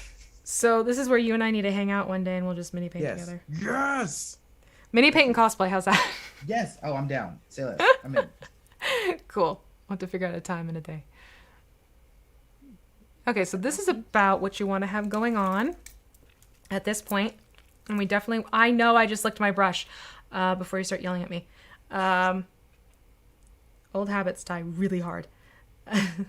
So this is where we're going to take a little look-see. So if you want to share the progress of your mini, we are going to take a look in just a moment, because as I'm speaking, I'm also seeing other areas. But right now we have the basic coat of the skin applied with a heavy skin tone. We have the basic color for the loincloth and the handle and the fur trim and the mutton chops, sideburns taken care of. We now have the open wounds taken care of with tan. When we come back, we're going to take care of the wraps. We're going to take care of the morning star. One thing I will say is that because of how much we have to handle this miniature, I am saving this base for the very last. You will see in the instructions that it says you can paint the base. I'm going to recommend hold off on painting this base if you do not have a miniature holder. Just something to keep in mind. But the base will eventually end up being a heavy sienna treatment as well, and then some dry brushing. But for now, I'm going to hop over. So if you've been playing along with us at home, don't forget, share your photo using the WK Paint Party 4 hashtag. And you'll see, like I'm going to do right now, we're going to switch over and let's bring up Twitter again. Where are you, my dear? I need to hide that many. Oh, here we go. So let me refresh. And here we go. Okay, so Maverick 2, lovely, lovely, lovely. Look at this progress with the skin. That is looking quite good. Nicely done. So here is Maverick 2, their submission with the skin tone, as well as getting set up. That is always fun to see. Just like me, everything in front of the keyboard, thumbs up on that setup, loving it. And here is Gabe again. Hold on. I got a new one. You got a new one? You got a new one? Let me post it for you. Okay. All right. You tell me when you've posted, and I'll hit the refresh button. But yeah, definitely make sure you're taking advantage of the hashtag if you want yours featured live on stream, or as live as we can get it, I guess. All right, so you let me know when you go and you post that, Gabe, and I am going to quickly look over here. So yeah, basically what we're going to do is we're going to come back from break once I know that this paint is absolutely dry, and then we're going to have some fun with an ink wash treatment. And you're going to see how these wounds turn into something really very cool in process. And then we're going to work on getting the rest of these details painted up so that hopefully by 7 o'clock you at least will have the basic layers addressed. And then what you can do is go back into the study, not the study guide. I call them study guides because I set up just like I used to set up my study guides for my students. Set up the painting guide and get this mini finished. Did you post there, Gabe? Posting right now. You're posting right now? So nasty. Mine's coming in too. Just need 1 second. I'm all aflutter. I can't wait. Oh, I really like how Ruck is coming up. Ruck. Hate Bear Ruck. Don't forget, that's your code for your Electrum Chess code for Idle Champions. Hate Bear Ruck. Got a little on the belt, but I'm fine with it. That's okay. That's totally cool. All right, let's see if it's come through, piping through the pipeline. Almost there. I think so. This is the anticipation. Anticipation. Looks like I haven't processed through yet. But yes, if you need to, don't forget, type in !instructions 4, and that pulls up said guide. All you have to do is click on that link, and it becomes a downloadable link for you that you can put to use. Mine should be up. Okay, let me refresh. Okay, I am seeing Gabe's has come through. There's like this delay that's happening. Let me do it one more time and see. Come on, Twitter. All right, well, let me hop over and I'll show you Gabe's at least. Here we go. Here's Gabe's. Gabe's, that's looking. That's looking good. He is a nasty looking zombie. He is. I am here for it. I didn't realize how well the tan was going to stick out against the heavy skin tone. Yeah, it like pops at out. At first glance, I was like, oh, those look like they might be similar. But then it started drying. That's just it. You get the drying going in, and suddenly colors will shift a little bit on you. So let me... That looks great. Yeah. That really came out beautifully. Great job. All right, let's see one more refresh and see if that brings... Let me tell you what. I might just hop right over to yours, Jen. See if it's there. Haha. By the way, this is the profile you want to go to, and like I said, there's that fantastic link tree right there you're going to click on when you go to visit Jen's account. There we go. Okay, so here we have Jen's. That's not the updated one, though. I just posted it. Did you comment on it? Did I comment on it? No, I tagged it, No. though. Yeah, I think there's a little lag that's happening right now on Twitter then. Yeah. Okay, let's check. Yeah. We'll get there. It's okay. But what I'm going to do now is I'm going to give us that lovely little 10-minute break because we're going to need this. So get up, stretch, move around, take a breather. We will absolutely be back and have some more fun with doing a little bit more work on getting the base colors on and also working with that ink because that is a very cool way to bring out some very cool details on this miniature. So I mean it. Get something to eat, hydrate, move that body around. We're going to do that. You're not missing out on anything. So if the FOMO is kicking in, all you're going to be seeing is the same screen for 10 minutes. All right? So I'm just saying, come back in a little bit and take care, everyone. Until then, we'll see you on the flip side with more fun things to do. See you in 10. Later.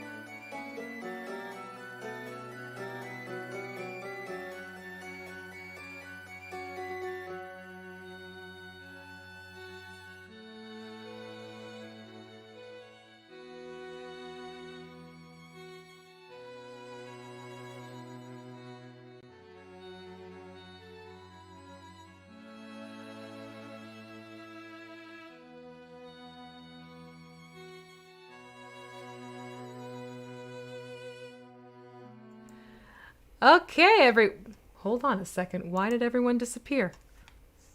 Oh, hold on. Bear with me one moment, please. Look at this. Yoink, because I had to move something. The magic. Okay, so I was like, what happened there? So we are back, and as you can see, we have Jen's submission has popped through on a tweeter.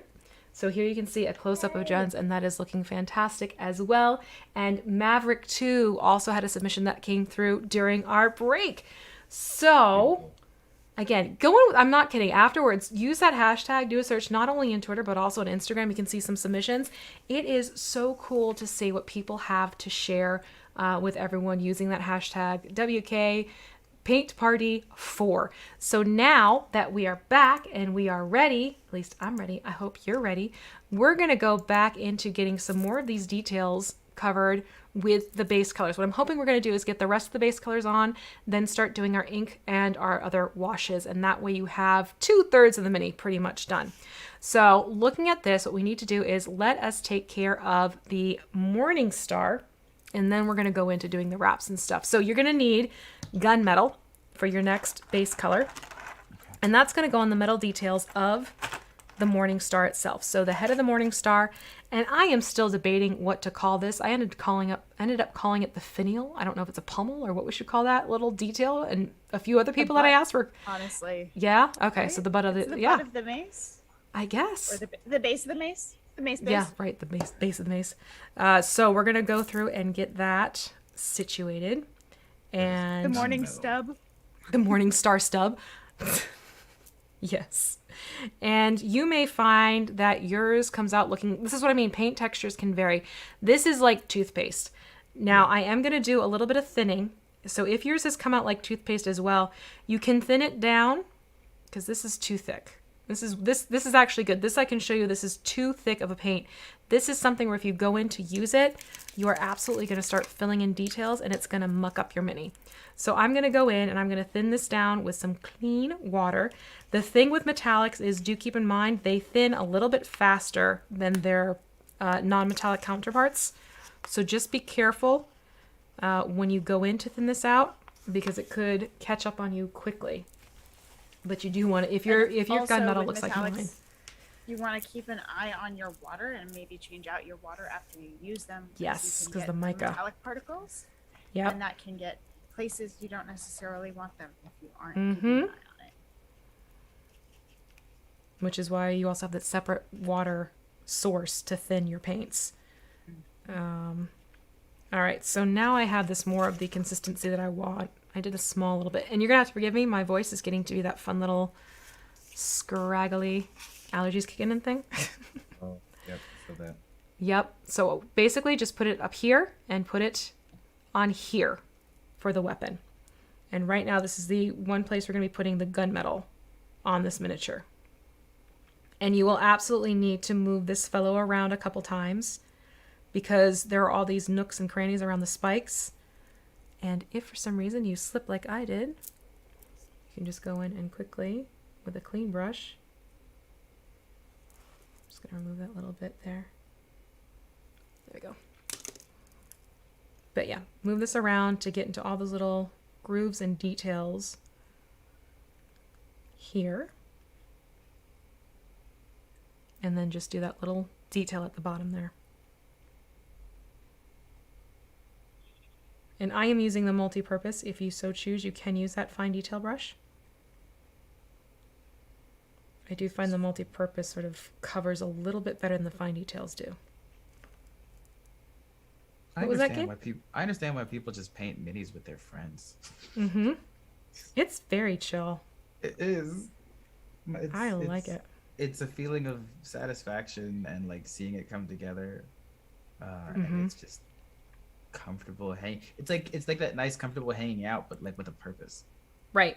Yeah. You get company absolutely. as well as like that satisfaction. Yeah, totally. Fully agree with you. Walk away with something that you've achieved. You can point to and go, I did not waste my time today. Mm-hmm. Plus it's fun to see not what that everyone hanging out does. with people when you aren't having productivity is wasting your time. Oh, absolutely not. It's always really nice to just have a thing to It also commemorates the time together with your friends. Yeah. True. You have that tactile reminder of that time. Mm-hmm. This metal's such an interesting color. Isn't it, though? It's got like this almost golden undertone to it, even though it's a silver. Yes, that's exactly it. Which plays beautifully when we get to doing the wash. It gives it this older metallic look to it when we go in with the black wash, which should hopefully be coming down the pipeline soon. The trickiest part about this part of the mini is making sure you got all the sides of these spikes. Oh my gosh, there's so many. Yeah. Yeah, because it bounces almost the same color as the base. Yeah, it really primer. throws the eye. So I just find it helps to kind of spin it around at different angles and hit what you can. All right, that's looking...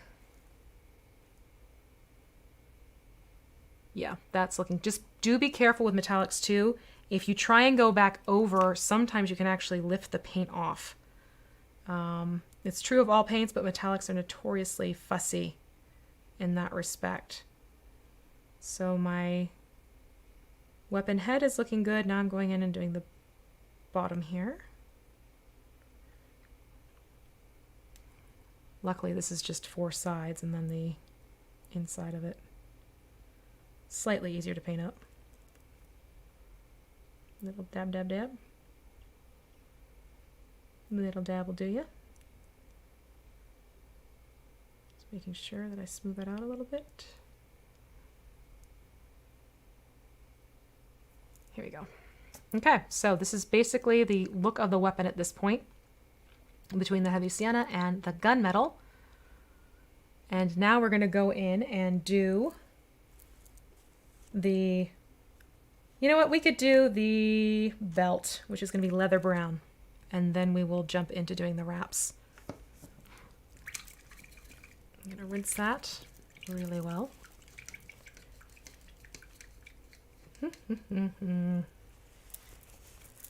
All right, so once you're done with gunmetal, I'm going to push forward and jump into, with my fine details brush, leather brown, and that is going to go onto the leather belt. Let me just check and see the consistency of this particular paint, because I have a feeling... Aha!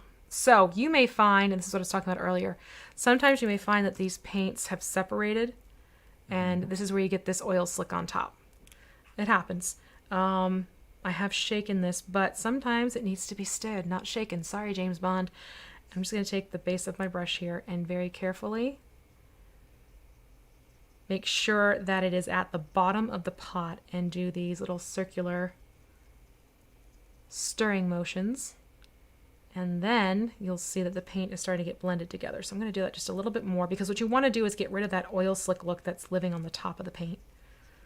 That's just a sign that the paint has separated. And quite frankly, that happens a lot. That's why you want to shake your paint. That's why some people even take like little ball bearings and put them into their paint bottles to assist in mixing and blending their paints a little more easily. Some people will even 3D print out these paint shakers that you can put onto power drills, and it'll agitate the paint for you. Yeah, yeah. Hello, Hawkmere. Nice to see you join us in the chat. But now that I have the paint at the right blend and consistency, I'm going to go in with my fine details brush now, and I'm going to get that leather belt painted up. So that's going to go... It's also really interesting because so we talked about like being overwhelmed and everything. Like I understand how important it can be to have more brushes for more detailing and everything, but this also proved to me like I can do all of this with just 2. You can. Yeah. The And only similar thing with colors too. Yeah. There's about 4 colors you really, really need, and that's Yep. it. And Yeah. everything else is how much time you want to spend mixing to the. I keep talking with the brush in my mouth. I'm sorry. Mixing to the colors you want to get to. Yeah, you can technically start off with black, white, red, yellow, blue, and mix from there and get the colors that you need. But that's where you absolutely will need to keep track of how you have blended your paint colors together in case you have to go back. And little nuances like that. But you literally can get started on just 5 basic colors in your arsenal. And the only reason why I recommend black as well is because oftentimes black can be a very tricky color to mix for people. But yeah, those colors can get you a long way, especially if you're on a budget, or if you want to just have fun and make your own paint colors too. But here I am going around and just getting this leather brown on the leather belt. And there is this little bump in here that happens. I'm thinking I might go back in with the heavy sienna and just color that in myself. Clean up some of these studs on here. Yeah, that's fair.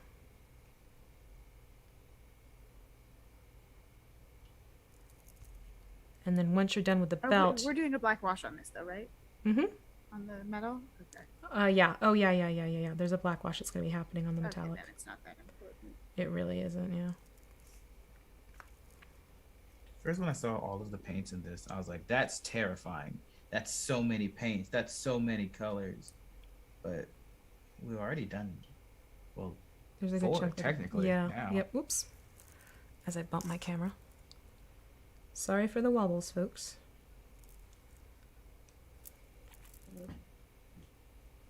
This is the leather brown is next? Yep, leather brown to go on the leather belt. All right, now I need to pull this out of frame. What I'm going to do is get a little bit more stability for myself so I can see it better too with this belt, because it's hopping around on me with the camera overhead, because shocking, trying to paint with a mini with a camera hanging over your head can actually be tricky. But here's a little trick for you folks. If you're looking to stabilize your mini better, lock your elbows down at the side of your rib cage like you're almost in prayer, and then you can bring the mini close to your body and hold it more closely and tightly, and it'll give you more finite control of your hand when you go to paint your miniature. So this is a motion that will help you a little bit more if you need help kind of stabilizing a little bit. Which I'm going to do right now because there is no way I'm getting this underneath the camera. So what I am doing, I will describe as opposed to show. I am doing this motion I just showed you so that I can edge along the belt with a little bit more control and get, because you'll see there's sort of an edge that peeks out on either side instead of just the plain front of the belt itself. And that way I can better get all sides of what is exposed and out. Because trying to hold it out and open over the under the camera, my hands are starting to shake a little bit because that I need more control with. But that's what I'm doing right now.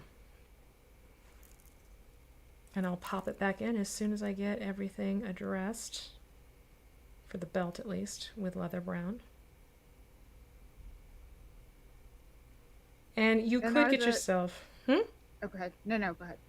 I was going to say, you could get yourself stressed a little bit if this leather brown should hiccup over and graze onto the loincloth, but I'm going to tell you this right now. Please don't, because there's a dry brushing technique that'll help hide a multitude of hiccups if you stray a little bit.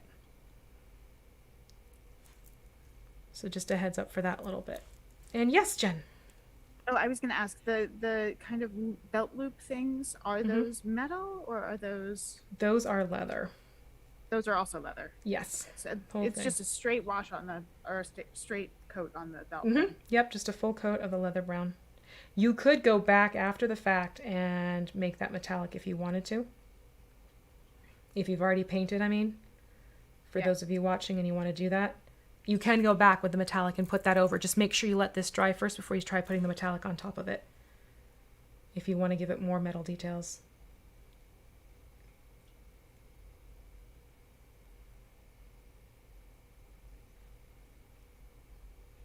Almost done with the belt, and then I will show you what I did and show you where else this leather brown is going to go.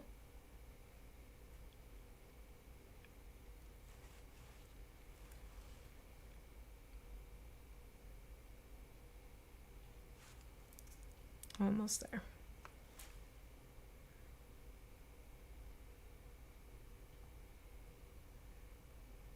Now, I will be updating the description on both my YouTube channel as well as WizKids YouTube channel to make sure it has all the links that I have been discussing in terms of codes that you can plug into the chat and everything like that. There's hiccups that have been happening. So that way, if after the fact you want to go and check things out, I just ask that you give me about an hour and a half after the stream is done. for a full update. I usually will do a post on my socials that the VODs are available, and that means that the descriptions have also been updated. So just a heads up for those of you wondering. Now, the next place I'm going to put this leather brown, which you can see I have put all around the leather belt here. I'm going to put this onto the necklace.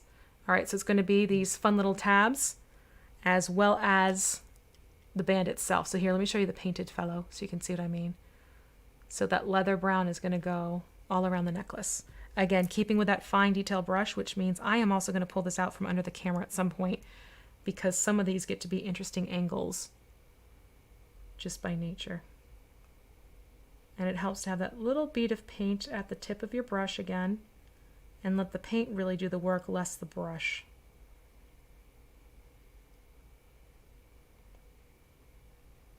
That bead of paint can go a very long way to working for you with a light touch on your brush. How are you doing, Gabe? Good. That made a Yeah? lot of sense. Oh, good. I'm a self-proclaimed expert. I made sure to put the self-proclaimed part on there. But nah, this is easy. Yeah, rumor has it that you're kind of liking this a lot. There seems to be some data on that. The jury's still out, but I'm not going to deny those rumors. Because You will not confirm, but you will not deny either. correct. And then you're going to see I'm going to have a side Twitter that just nobody knows about. It's just going to be like assortment of mini paintings, and eventually I'll post about it, and then you'll see like there has been mini painting going on there for like 4 months. Oh, wow. He says, but it's probably actually In what time? Because you have that TikTok too that you're doing all those videos for. I'll make a separate TikTok for this. I could see you actually doing that, yes. 100%. I'll make little montages, and I'll post the full things on Twitter. Ooh, Oh no! What are you doing to me? I am pulling you into my mwahahaha nefarious plan. It's working. I know. I'm truly glad you're enjoying this too. It's world to me. easier than I thought it was. Yeah. Because it's just learning and patience and painting.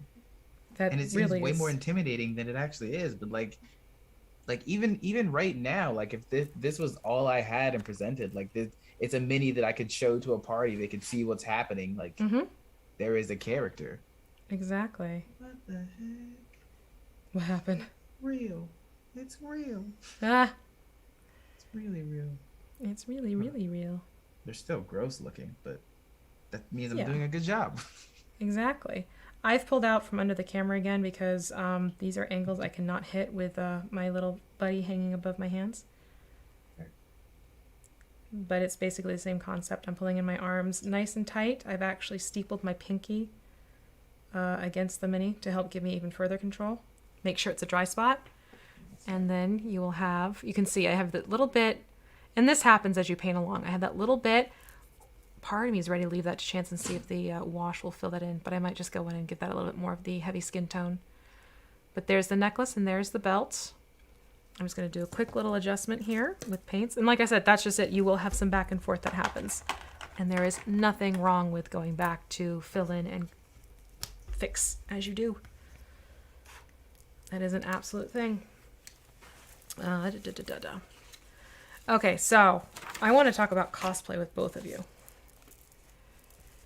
Because, Jen, I notice that you very much get into creating looks for your characters for streams, which I think is phenomenal. And Gabe, as I just mentioned, you have the TikTok channel full of things, and you also share a lot of looks on Twitter too. So what I want to know is, what got you pulled into doing cosplay? Gabe, I will start with you. I genuinely like. My dog just woke up. I love it. I love it. I wanted to like. I went to a couple conventions beforehand. I'm like, people are dressed as the characters, and it's so cool. Could I do that? So I started like looking into different characters and outfits and thrift shopping, and I was like, why are you wrestling right now? This exact second. Sure, look. You gotta love when animals come into play. But I was like, you know what? I've seen other people doing costume stuff. Like I could do this.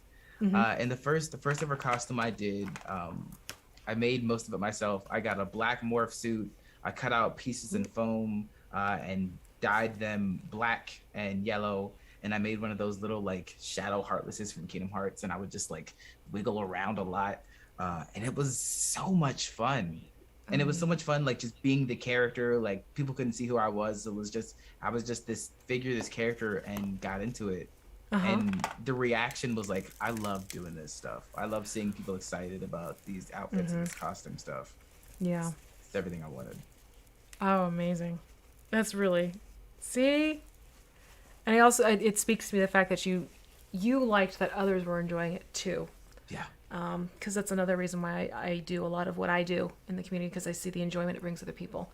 For me, that's sort of like the, yes, let me keep sharing this, because if it's making someone smile, then my day is made. Absolutely, 100%. Totally made. That's it. If someone's laughed, if someone's smiled, if someone's had a happy moment in a really rough day, then I've done my job. So I'm just going to quickly say, now I'm moving on to using bone white on the wraps, both on the wrists and on the feet. So that means, Jen, how did you get into doing cosplay? My first cosplay was actually a Halloween costume that I realized I could double as a cosplay. And I did Lisa Garland from Silent Hill. Ooh. But I came out of theater, so I had been Okay. I had done a lot of special effects makeup, and learned how to do. I was fascinated by. I'm really interested in how you can change people's faces with contour and shadow. So a lot of it came out of that. And then it just, I wore that to my first Comic-Con, 12 years ago now. Oh, wow. And that was a ton of fun. And the next year I did a Blood Elf from World of Warcraft. That was the first time I used contacts. The year after I did one of the nurses from Eye of the Beholder, the Twilight Zone episode. So that was the first time I'd done, major prosthetics. And it just kind of went from there, because I loved that I could dual purpose my costumes for Halloween and cosplay. But also when I don't dress up for all of my streams, but I think certain shows, obviously the vampire show Gabe and I are on, everybody goes in costume. And for special events and things, it's fun, and it helps bring the characters to life. And it changes just the way you react to things for some reason. It gets into your skin, and from the acting world, so much of that process for me is there's a lot of external that goes into characters. Yeah.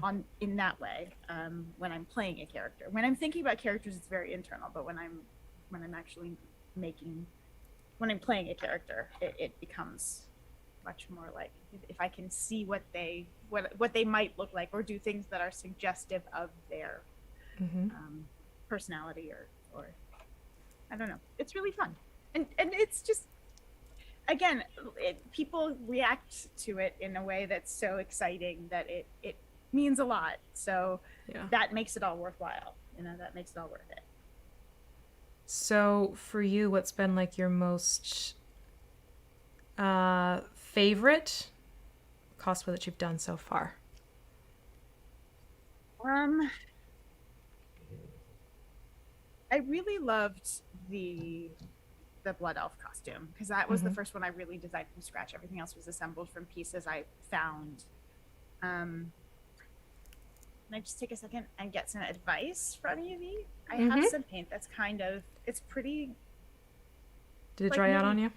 Bubblegum texture? Oh, yeah. Is that salvageable? Yes.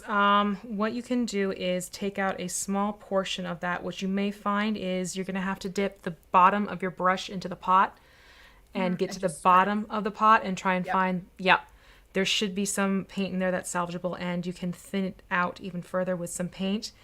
After the fact, what you can do, there is a product from Vallejo that will thin your paint down and rejuvenate paint that's sort of dried up a little bit. Keep in mind, as soon as you do that, though, that paint has a very limited shelf life. So it is something you can do to sort of thin the paint down again, but you'll have to keep adding that in, which means you're going to start thinning out your paints and it turns into something else entirely later. But for now, if you ended up with a bubblegum pot, we'll call it, try and get the handle of your brush down into the very bottom of that pot, and you should be able to find a bit of paint that should be still salvageable.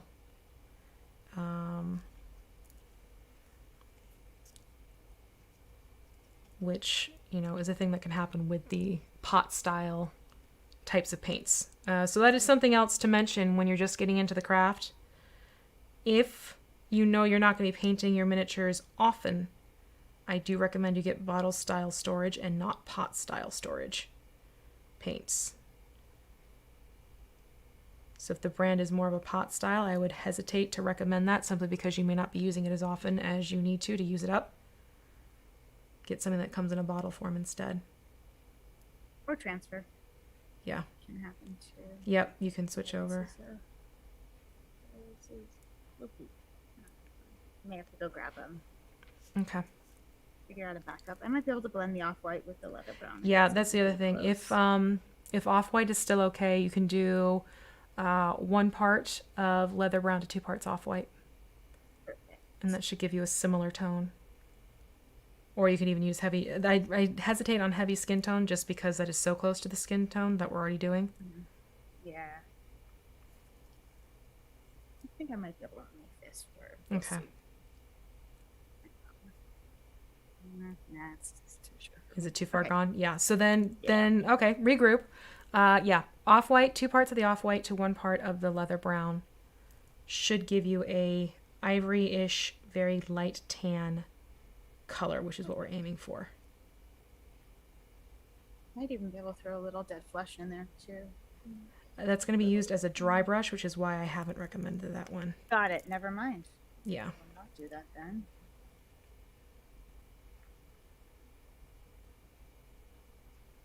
And just where that might translate too close to a dry brush and it won't have as much detail left in the long run. Makes perfect sense. Yeah. And it's actually very hard to show the progress here because of the color of the primer and the color of the paint we're using right now. I promise you, there is a color being applied. It does make a hint of a difference in real life. My camera is thinking, nah, we're good. Same thing. That happens a lot with the very light colors and needing to use studio lighting. But I promise you, when we go to the wash phase, that is going to be a thing. I'm excited to see what that means. Me too. We're about to go into your first wash with an ink. It's magic. It really is talent in a bottle. Washes and dry brush, like that's when painting feels like magic. It really, sorcery. Yeah. Getting used to base colors is absolutely a thing, but learning those extra techniques to start bringing out texture and details, oh, that becomes a whole new game with painting your minis. I am just kind of working this onto the bottom now. So how did you start painting? I've always been in painting. Even as a child, I have an arts background, but it was working with things like watercolors, oil painting, pastels, things like that. And so I picked up a lot of different painting techniques doing that. And then when it got into actually, I even did like porcelain figurines and things.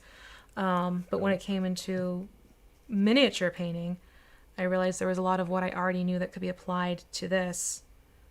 And it was kind of fun to bring in different techniques and take it from 2-dimensional to 3-dimensional. Nice. Yeah. So I had the painting background, and there were a couple things I picked up. Like I was like, "What the heck do you mean wash the mini?" I'm like, "Soapy bath," because I didn't know what a wash was when I first started painting miniatures. With the pewters, yes. Yeah. So yeah. So that was one of those things where I picked up some things as I got into the game and started mini painting. And then I also brought a few things into it that, like I really like doing what I call my sketchbook style. and that's using the dry brush technique, but doing gradients of gray. So you go from a stark black miniature, and I layer on different levels of gray to a very bright white at the end, and they end up looking like.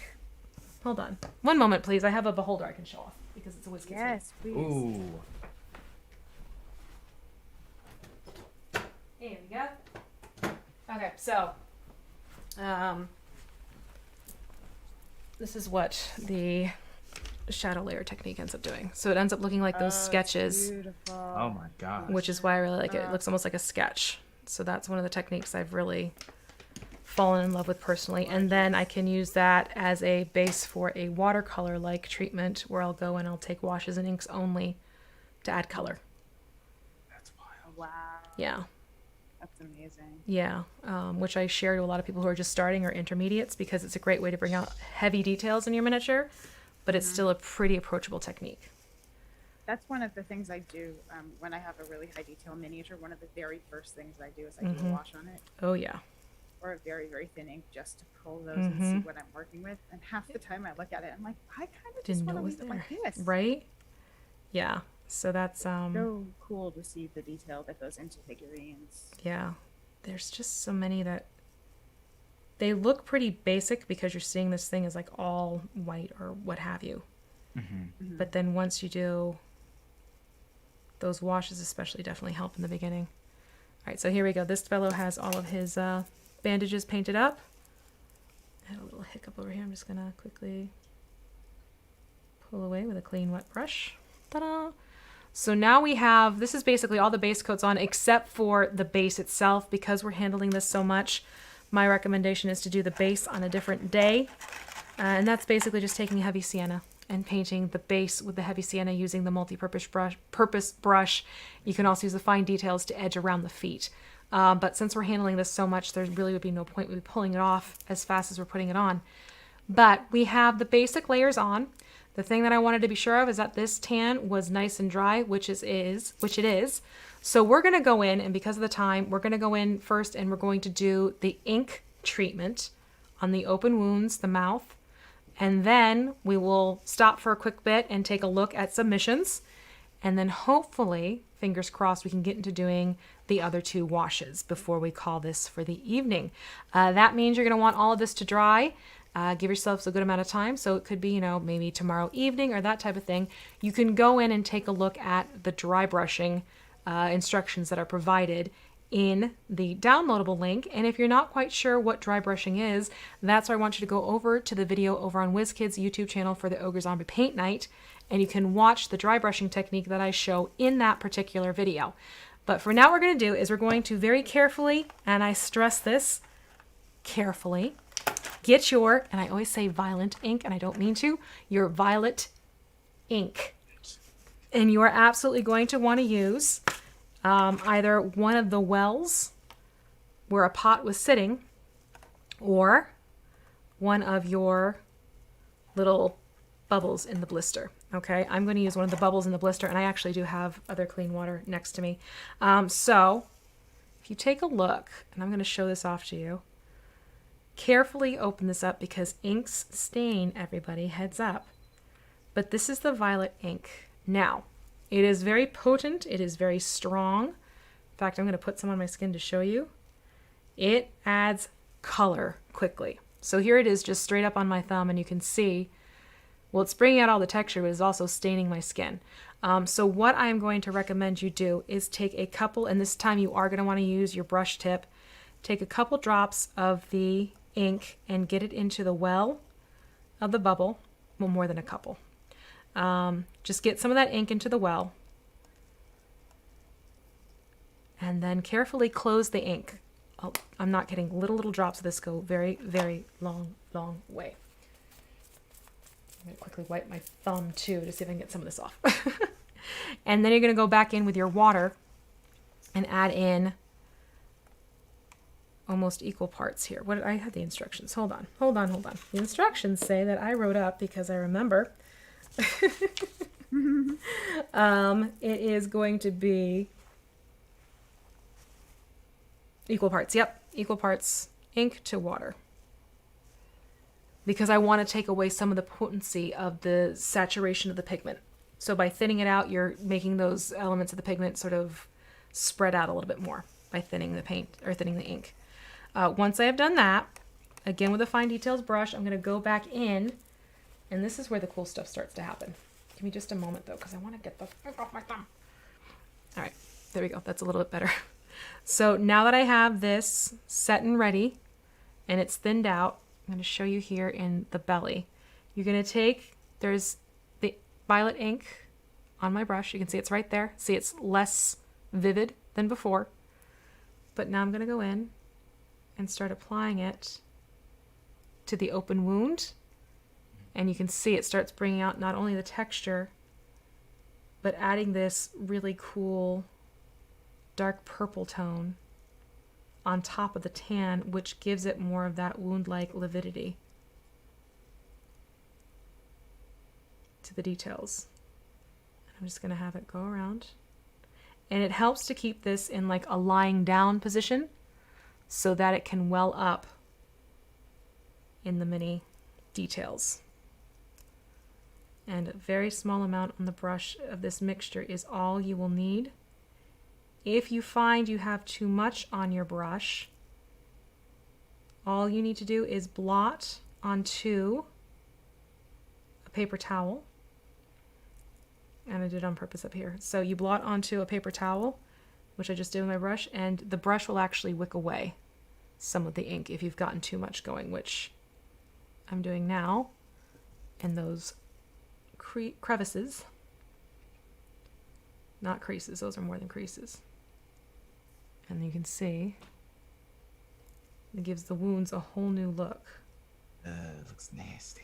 Doesn't it I though? love washers and inks so much. They're so cool. Yeah. So that's what we're going to do. We're going to put this wash into all of the wounds. Thankfully, all the wounds are on the front of this mini. So what we're going to do is give this a couple minutes lying on its back to dry as we look at progress shots on Twitter. And it's okay if you have this sort of lip up and over on the edges of the skin. That's kind of going to increase the gore factor here.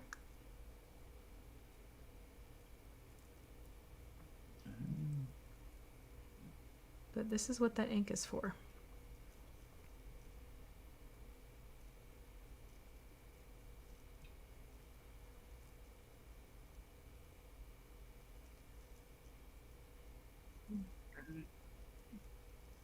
Oh, it does look nastier when it hits like the. Oh. Mm-hmm. Oh no. But I'm even going to yes. put this inside the mouth now. Red. So far behind, I'm still doing raps. It's okay. It's okay. But now I'm putting this inside the mouth I am too. a pretty slow painter. On Yeah. a lot of my minis, I'm somewhere between 24 and 40 hours, depending on how detailed that the is figure it is. Totally fair. That's why I So- make sure there are these guides so that everyone who's working at different paces can still Yeah. catch up. So there's no wrong way to paint, and you know, you can speed paint stuff in 3 hours or less, Yeah. and you can paint stuff that takes you, you know, months. But Exactly. it's all about like what you enjoy and what's fun and in the zone and healthy for you too. Like I remember painting when I was doing the figurines for the TV show. My neck got so messed up because I just did not Ooh. Yeah, you stop. have to. I was Yeah. painting all night. Yeah, that's not. Like, That's you not gotta good. Take care of yourself. Oh god, that looks like flesh. See, so you want it to kind of end up looking like this. And right now I have it lying horizontal. So what I'm Dave going to just do. had the magic moment, the discovery moment. Oh, it's. You like that? It's You like that, huh? horrifying. Mm-hmm. And I put the flash on, and it made it better and worse. Yep, because it's still wet, so you get the slick of the moisture on it. It's a thing. Okay, so I'm going to set this down on his back, like I said, to dry. I do want to give that a little bit of time to dry because the problem is that if you tip it up and that ink is still in those areas where it's starting to puddle just a little bit. You don't want it to puddle to the point where you can actually see drops rolling out, but you want to give it a chance to dry a little bit and have it and adhere to that surface with the ink. Pardon my sip of liquid. So now we're going to take a quick look at the submissions and see what we have going. So don't forget, use the hashtag WKPaintParty4, and we can take a peek and see. Let's see, do we have submissions coming in? I definitely have some improvements to do later of like fill in little spots, but like even still, I'm happy with it. Oh, good. Yeah, this is sort of like, as Jen mentioned, we're sort of doing a speed introductory paint class. Yeah. So normally, like, I'd be like, okay, pause here and take your time and do this, but we have a limited amount of time that we can work with this, so we're getting what we can done. Yeah. But okay, draws. That's looking good. Look at that beauty. Nice. Oh, I'm loving that. Very sharp. You have great brushwork there. Good job. Okay, and here we have Tenshi Akui. I hope I said that right. Forget if I've botched your name. My apologies. Forgive me, please. Starting to get the base color on for the flesh. Hey, it looks good though. Yeah, nice. Oh yeah, look at that. And we're just gonna scroll past the advertisement, and here we go back to Jen's from before. So in case you missed it, this is what Jen's is looking like, at least before break. And then we have Maverick, who shared earlier, and Gabe's. I'm very excited to see. If you refresh, you'll see that. Okay. Yeah, if you refresh, you'll see it. Because it's still wet. It looks fleshy. Oh! You know what you can do, Gabe? If you have clear nail polish, you can actually throw a coat of clear nail polish on there to make it interesting. So then it's look glossy. You can use it as a fake, if you like that look. Coat. You can do that. That's a thing. There's also some really fantastic options from Vallejo. My personal favorites are Mod Podge Ultras. They have a matte and they have a gloss. The gloss is ridiculous. Yeah, it really is. Yeah. So those are definitely ways if you want to keep that nice little sheen going on. So it's got that squidgy factor. Absolutely. That's looking so good, Gabe. For your third mini, that's looking amazing. Seriously. Exponential You're killing growth. it. Well, it's already dead, but... That was a good one, actually. I'll just do a quick little refresh to see. Yep. Okay, so now let's take a look here. Oh gosh. Let me see. See, because I'm in a hotter room right now, thank you, lights, my ink's actually pretty darn where I want it to be so I can proceed. See how the liquid's not moving forward or anything like that? Yeah. Yeah, so that is where I want things to be on this fellow. So what we're going to do... 1-to-1 on the ink, is that right? Yeah, 1-to-1 on the ink because it's such a vivid ink. It's a really gorgeous purple, but it needs some toning down. So now what we're going to do after this violet ink, not violent, mind you, we're going to shift over to the flesh wash. And this is what's going to go onto the shocker flesh. Yeah. I want to see how this wash looks when I open it though, because the last pot I had, I did want to thin it down just a little bit. However, and this is like the flesh. Flesh that is the heavy skin tone we used. Right? Yes, we're gonna go. It's actually called flesh wash. Yes, it's its own little. See, the flesh wash is going on the heavy skin tone. You got it. Got it. Now, this pot that I have is actually nice and thinned out, so I'm not going to worry about thinning down this flesh wash. I'll even show you with a test run. I do this all the time with washes. I will use my thumb because your thumb has these fantastic grooves and details. Yeah, that's actually just right for me. If this were coming out and obliterating the tone of my skin like the ink did, then absolutely I would be thinning this wash. But this wash, you can see it's going into the grooves and the texture of my skin, but you can still see my skin, okay? So this one's not in need of thinning. So we're going to apply this. Now, do be careful though that you're not getting this to puddle into where you just put your violet ink, all right? So if anything, you're gonna hold this fellow upright, and I always start from the head. So I'm going to start applying this onto the top of its head. And you'll start to see details coming out with this one. Actually, let me just... Which one is this? And multi-purpose brush is the brush you want for this one. Here we go. And it's the same thing. You let it kind of collect into the deeper grooves. And this even goes onto like into the eyes, onto the nose. Careful around the mouth because that's where the ink went. But you'll see this is going to start gathering into the muscle definition. And start getting more of these details to pop out. But what I'm doing is just sort of dancing it along the edge here. So it's not going into the wounds itself. And let gravity work with you when it comes to washes. You can see I'm going back to having this sort of lying flat on its back. So I can work around and get this together where I want it to. So when you're painting without like a guideline like this, how do you kind of determine what you do for washes? Washes are something where it brings out the details of what you're working on. Yeah. So there's a few approaches you can do with washes. Jen's already mentioned a preliminary wash where you put it onto the miniature after you have primed it because it brings out the details that you can see and helps you decide what you want to work on a little bit more easily. So once you do, which is the approach I'm doing now, once you get your base colors on, you can also do a round of washes, again, to bring out the details, especially those that are more deeper set in the miniature, before you do a dry brush to bring out the highlights and the higher points of the miniature. Another approach you can take is you would do your base coat, then you would do your dry brushing, then you would do your wash, which creates a more muted look to things. Yeah.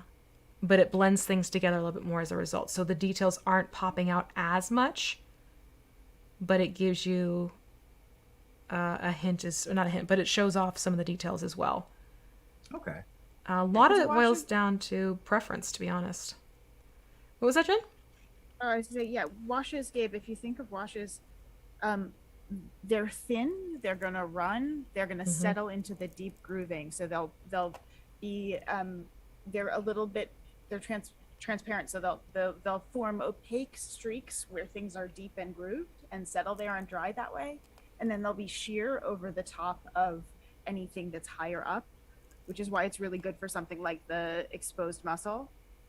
And then like dry brushing will pull out things you want to highlight on top. So when you use those to give you your dimensions, it just amplifies everything dramatically. Yeah. But you sort of like, you end up sort of getting a feel for it and knowing what you like with your washes and yeah. And I find it's a very like some people even have, I do have a preference for washes, even brand wise and order wise. And that comes with the more you paint and the more variety of mini styles you paint as well. That makes sense. Because what may work for one style mini, you discover, I'm not so nuts about the way this came out on this particular style of miniature. That makes sense. Yeah, so basically I'm just telling you, keep painting minis. Yeah. You know what? I'm sold. I wasn't sold at all until this exact second. I definitely didn't want to paint minis before this at all. Welcome to my world. Yeah. I have cookies. I get why you live here. Wait, we get minis and cookies?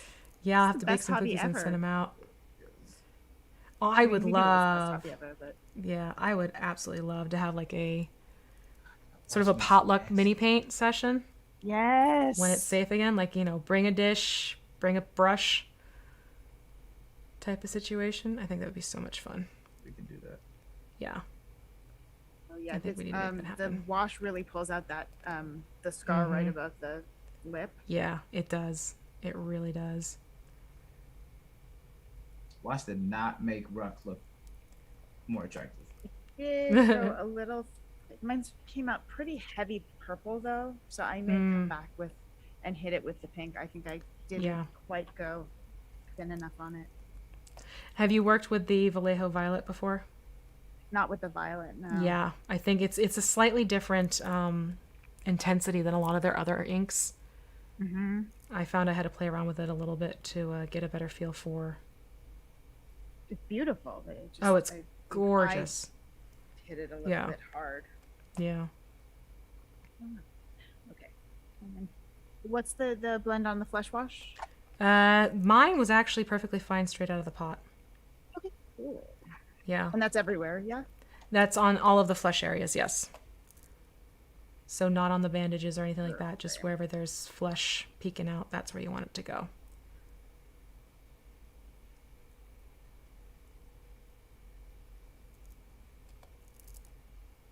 And we are getting to the 6:45 mark. So excellent. I think we will be able to get all the points we were hoping to get for washes, as had hoped.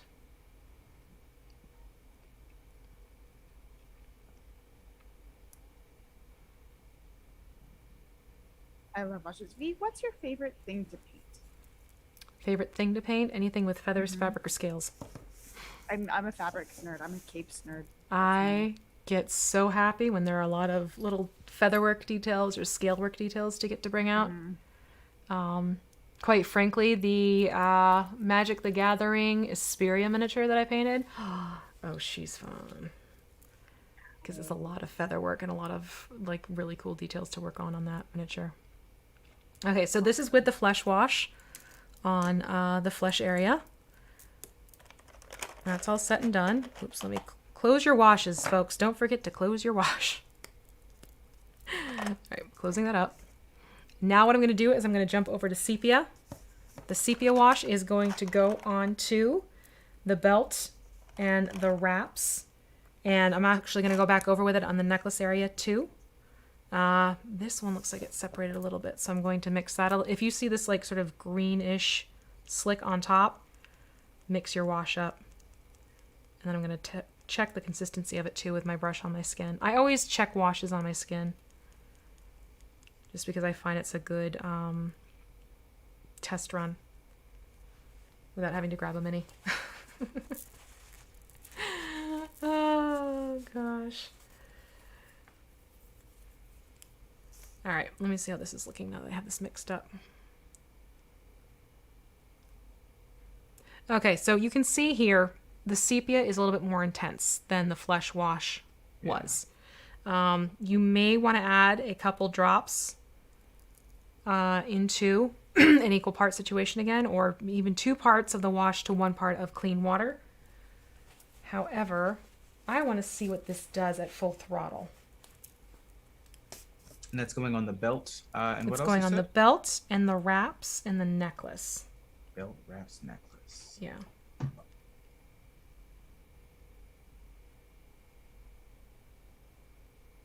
I'm actually okay with it, with how it's looking, at least on the belt. I'm not mad at that at all.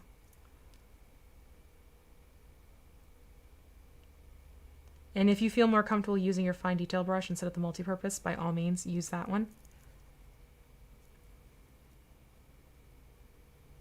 You know, I think I'm changing my mind. It's not too purple with the wash on. It's nice and undead looking. All right, yeah, that's just it. It's sort of a slightly different effect that it would normally be, because he's an undead dude. Okay, so this is the sepia on the belt, and now I'm going to add the sepia onto the necklace.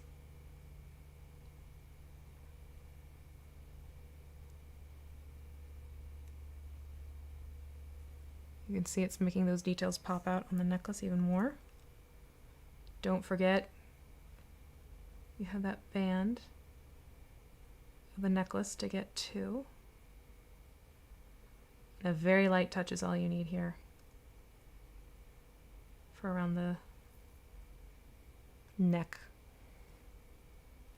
And now I'm going to put it onto the wraps. And this is what my thumb becomes my sort of blotting palette, if you will.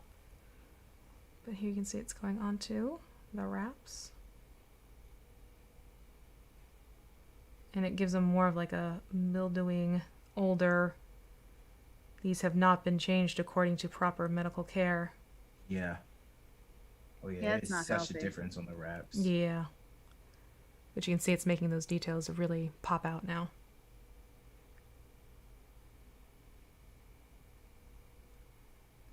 Don't forget the underside.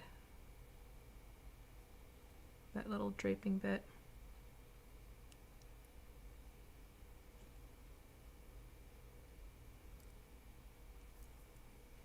There we go. See, here we can do a comparison with the wash and without the wash. Oh yeah, it's a difference. It's a step above.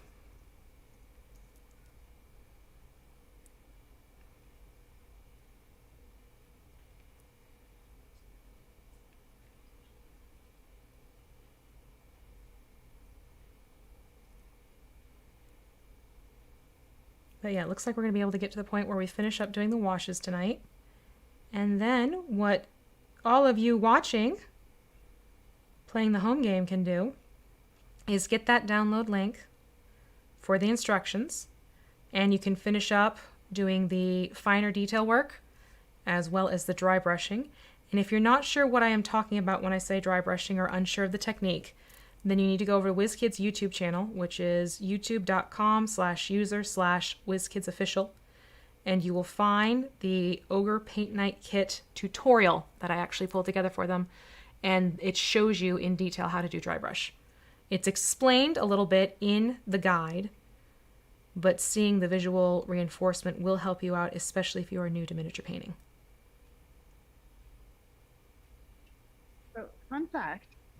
Mm-hmm. The entire reason I started streaming was painting miniatures. I Look had at that. shown a mini. I'd shown a picture of a mini on Twitter, and people were asking me how I made it and how I painted it.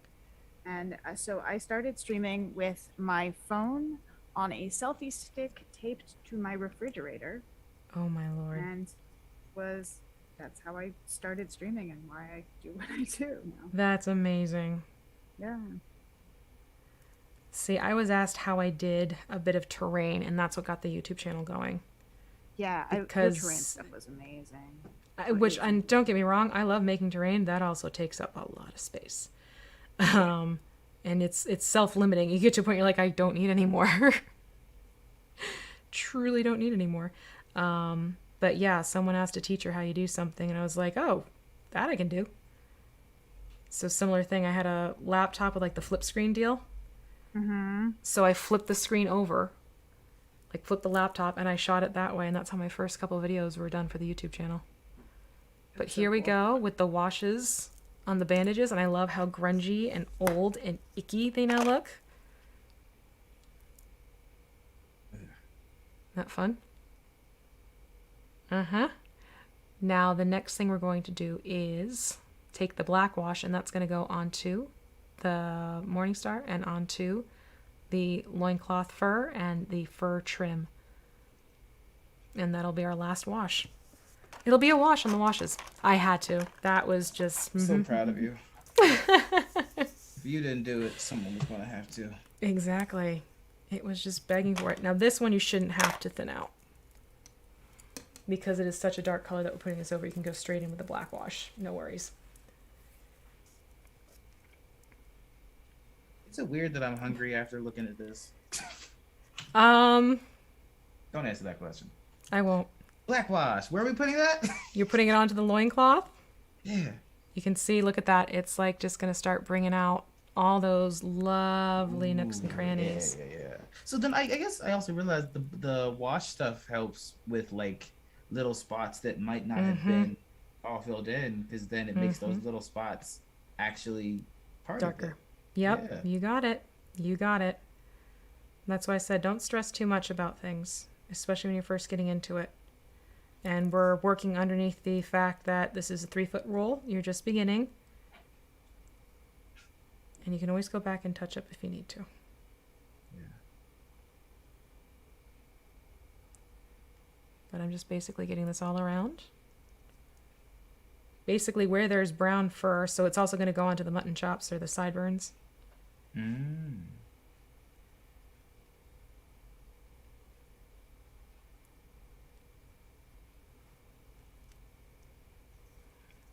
I'm getting yelled at in the chat for the joke. Mm-hmm. It was just begging for it. Come for the painting, stay for the dad jokes. Mm-hmm. And anyone can tell a dad joke. Absolutely. You do not have to be a dad to tell a dad joke. You have to have an appreciation for puns.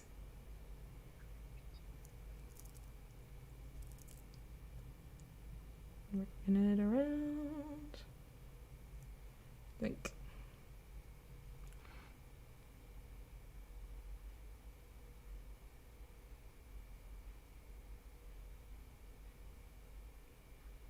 Okay, so you can see here the difference between the fur trim on the ankles and the loincloth itself. Just those little bit of grooves that start popping out a little bit more because of it. Yeah. So same thing, I'm going to go around. Get the fur trim along. And again, if it starts to puddle on you, you can blot your brush on a paper towel and then wick away the excess wash that way. If it gets to be just a little bit too much happening. Don't forget to get that little bit of loincloth on the underside. That can sneak up on you. Oh, hey, there were the toenails. Mm-hmm. I love it when they appear.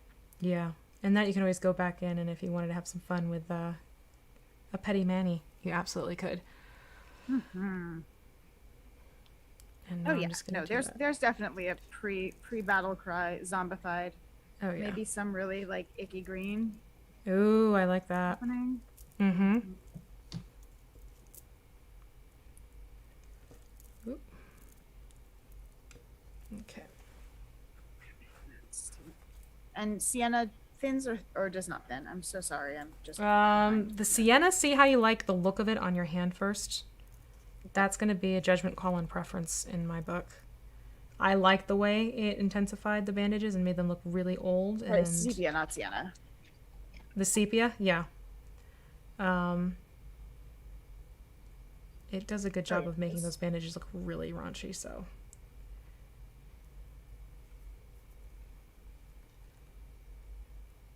Oh yeah, that's good. Yeah. I'm also going to do the black wash in the eye sockets.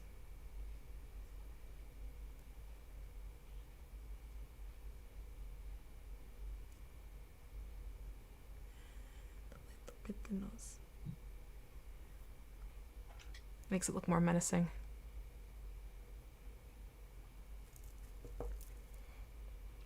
Okay, and now for the Morning Star. You're going to find this one you may have to blot a lot because these spikes like to pull the wash off the brush more so than you need. So just move that around as best you can, and if it really starts to puddle up on you, blot and pull away. But this goes on the entirety.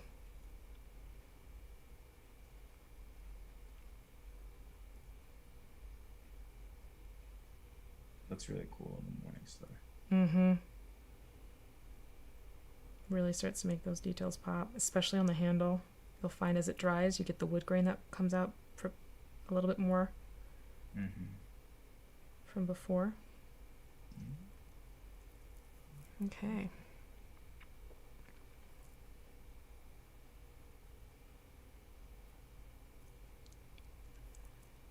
So here we go. This is with all the washes on and with all of the base colors on, except for the base itself. Like I said, we've been holding this so much, I'd recommend doing the base separately at this point. But even here, you have a pretty darn respectable looking mini that could go on the table. But there is additional steps that can be done to amp it up even more, and that's with dry brushing. Especially if you want this fellow to look a little bit more sickly and undead, that's where that's going to come out to play when you do the dry brushing. So you can see the difference here. So this almost looks like an ogre who is still kind of alive and well. And if you want to take it to the undead factor, that's where your dry brushing is going to come into play. To take it from a beat up looking ogre to an undead dude. But you can see you are well on your way from here to getting to here.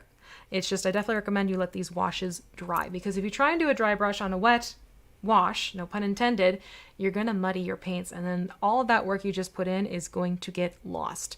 So I'm going to highly recommend that you set this mini, let it dry overnight at least, if not for a good 3 or 4 hours, and you can go back in and do your dry brushing detail if you so choose.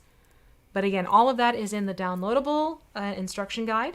If you type an ! instructions for, or the wonderful moderators, thank you again to Zerjester and to D&D Jordan Lee, who make sure you toss your link. You both have been working so hard. Make sure you get your links in there, please. Okay? No, you put your links in. You let the people follow you. You let the people discover your wonderful talent and all that you do. Do make sure you get your links in there too, because I appreciate all of your help. Seriously, moderators, they make the streaming world go round. 100%. Focus. They really do. Focus Hide on your this face. As much as we love seeing your face, Gabe, sometimes it's a factor of it's trying to find the human face, and it's going to default to It might also be because, do you have the blurring thing happening with your background or no? No, I turned it off. Oh, pull it back a little bit. There we go. God, you look nasty. Ooh, creepy. Oh, He my creep. God. Yeah. Oh yeah, look at that! Look at that! There we go. Yes. Oh, you might have just killed somebody in a future campaign. Ooh, hey, you know, I'm not going to complain about that one. Yep. But this is what we're going to call it for this fellow tonight, because we've been sitting here for a good 3 hours now. And I am of the big believer that we have the basics down. There's some other details you can follow up and check out on their video, as well as in the instruction guide. And let's see here. So while this fellow is going to sit here, what I'm going to do is I'm going to check and see if we have some final submissions to take a look at. And while we do that, Gabe and Jen, if the two of you would like to sort of plug what you have coming up, or we can expect from you, all that goodness, because I also want to make sure people come and find you to do the things. And Jen, are you ready to let us know where to find? Do you want to go to Gabe first? I'm Gabe? almost done on this bit. Yeah. What's up? Yeah. What am I doing? Do you want to tell us yeah, where to he's find you and all that goodness and everything? Yeah, you can find me Cool. at Gabe James Games across the internet. Twitter, Instagram, TikTok. Probably be back to Twitch streaming sometime next month when I feel like I have an idea of what I want to do and running a campaign. Probably using this mini right here to befriend my There you party. go. There you go. Yeah, that's where you can find me for the most part. You can find me on Tuesdays at Shakar on that Bronze Girls channel. Wednesdays on the Play Renegade channel with Jen playing Vampire. There's probably other stuff, but it's on Twitter if I forgot. There you go. Sounds good. Jen, are you good to go? Hey. Or Yes, I will pause. Okay. Sorry. Okay. Hi. Sorry. it's okay. I'm not going to Hi, I'm end the Jen stream right now. Kretchmer. So. I am at DreamWisp on Twitter. I am DreamWisp Jen on Twitch. I am on Heroes of the Plains on Tuesday at 6 p.m. on Demiplane RPG, twitch.tv/Demiplane RPG. I am that character Alindra is also on Idle Champions of the Forgotten Realms. I am on Wednesdays with Gabe on Play Renegade for Vampire the Nightlife. I am one of the authors of Candlekeep Mysteries, the creator of the Accessibility and Gaming Resource Guide, which is my pinned tweet on Twitter, as is the Disabled Professionals in Tabletop directory. I have a bunch of other exciting things coming out. Tomorrow, I will be playing on D&D Beyond for the anniversary party. I'm playing with a bunch of people, and I'm going to blank on everybody who's playing with me. Adam Bradford, B. Dave Walters, Melly Doucette, Joe Starr, who else? Michael Galvis. I'm sure I'm forgetting somebody. And our DM is Amy Dallin, and it's going to be a delight. It may be Oops All Lassos. We shall see. And there's a bunch of other exciting stuff to come. Fantastic. Thank you so much. Thank you both for joining me. I have thoroughly enjoyed this. And before everyone goes, because you thought I was done. But there's one. If you've enjoyed this, remember, we're going to do another one next month. So I think it's time to reveal next month's, hopefully, miniature and guests. So if you're ready, here we go. Next month, I am thrilled to announce that I have Latia Jaquez and Justice Armand joining me, and we will be looking into the Death Tyrant. So yeah, that is the plan for September. It's going to be September 25th, 3 p.m. Pacific, 5 p.m. Central, 6 p.m. Eastern Time. Come and join us. That's a Saturday afternoon. Bound to be lots and lots of fun, just as much as we've had fun this evening. So if you want more information about that, you can check out the command that has just been put up into the chats, the ! WK Paint Party 5. And that should be also a whole bunch of fun that I can't wait to have. It's been an absolute pleasure working with both of you. Between Jen, thank you sharing so many wonderful tips from your own experience as a mini painter, and Gabe, thank you for sharing your experience learning new things as a beginner mini painter, because oh my gosh, that just drives me to no end. I love getting people hooked and eager and excited about what they're doing with their minis. And thank you everyone in the chat who hung out with us and painted their own rucks, who, remember, they hate bears. So hopefully you've enjoyed your process too. I would love to see how you finish your miniatures, so make sure you use the hashtag WKPaintParty4 on your socials, so when I have a little bit of a breather over the next week or two, I can go through and see how everyone is doing with their Ogre Zombie Paint Night Kit miniatures from the D&D Nolzur's Marvelous Miniature line for WizKids. Again, I'm going to jump back into the descriptions on YouTube, make sure I add in some additional links based off the discussions we had this afternoon into evening. So I will make an announcement on my socials as to when the VODs will be ready. For those of you who want to check back and be able to get those links, make sure you do that both on WizKids YouTube and my YouTube. And let's see here. So you will go hopefully from this to this undead beauty. Isn't that fun? That is pretty much it for tonight. So again, thank you everyone. I'm going to wrap up the stream like I like to wrap things up all the time. And if you want to find me, I'm Vee Mus'e pretty much everywhere. But I'm going to wrap this up the way I do every single stream. And I always truly mean this. Be good to yourselves. Be good to each other. I'll see you on the flip side. Take care, everyone. Thank you. Bye-bye.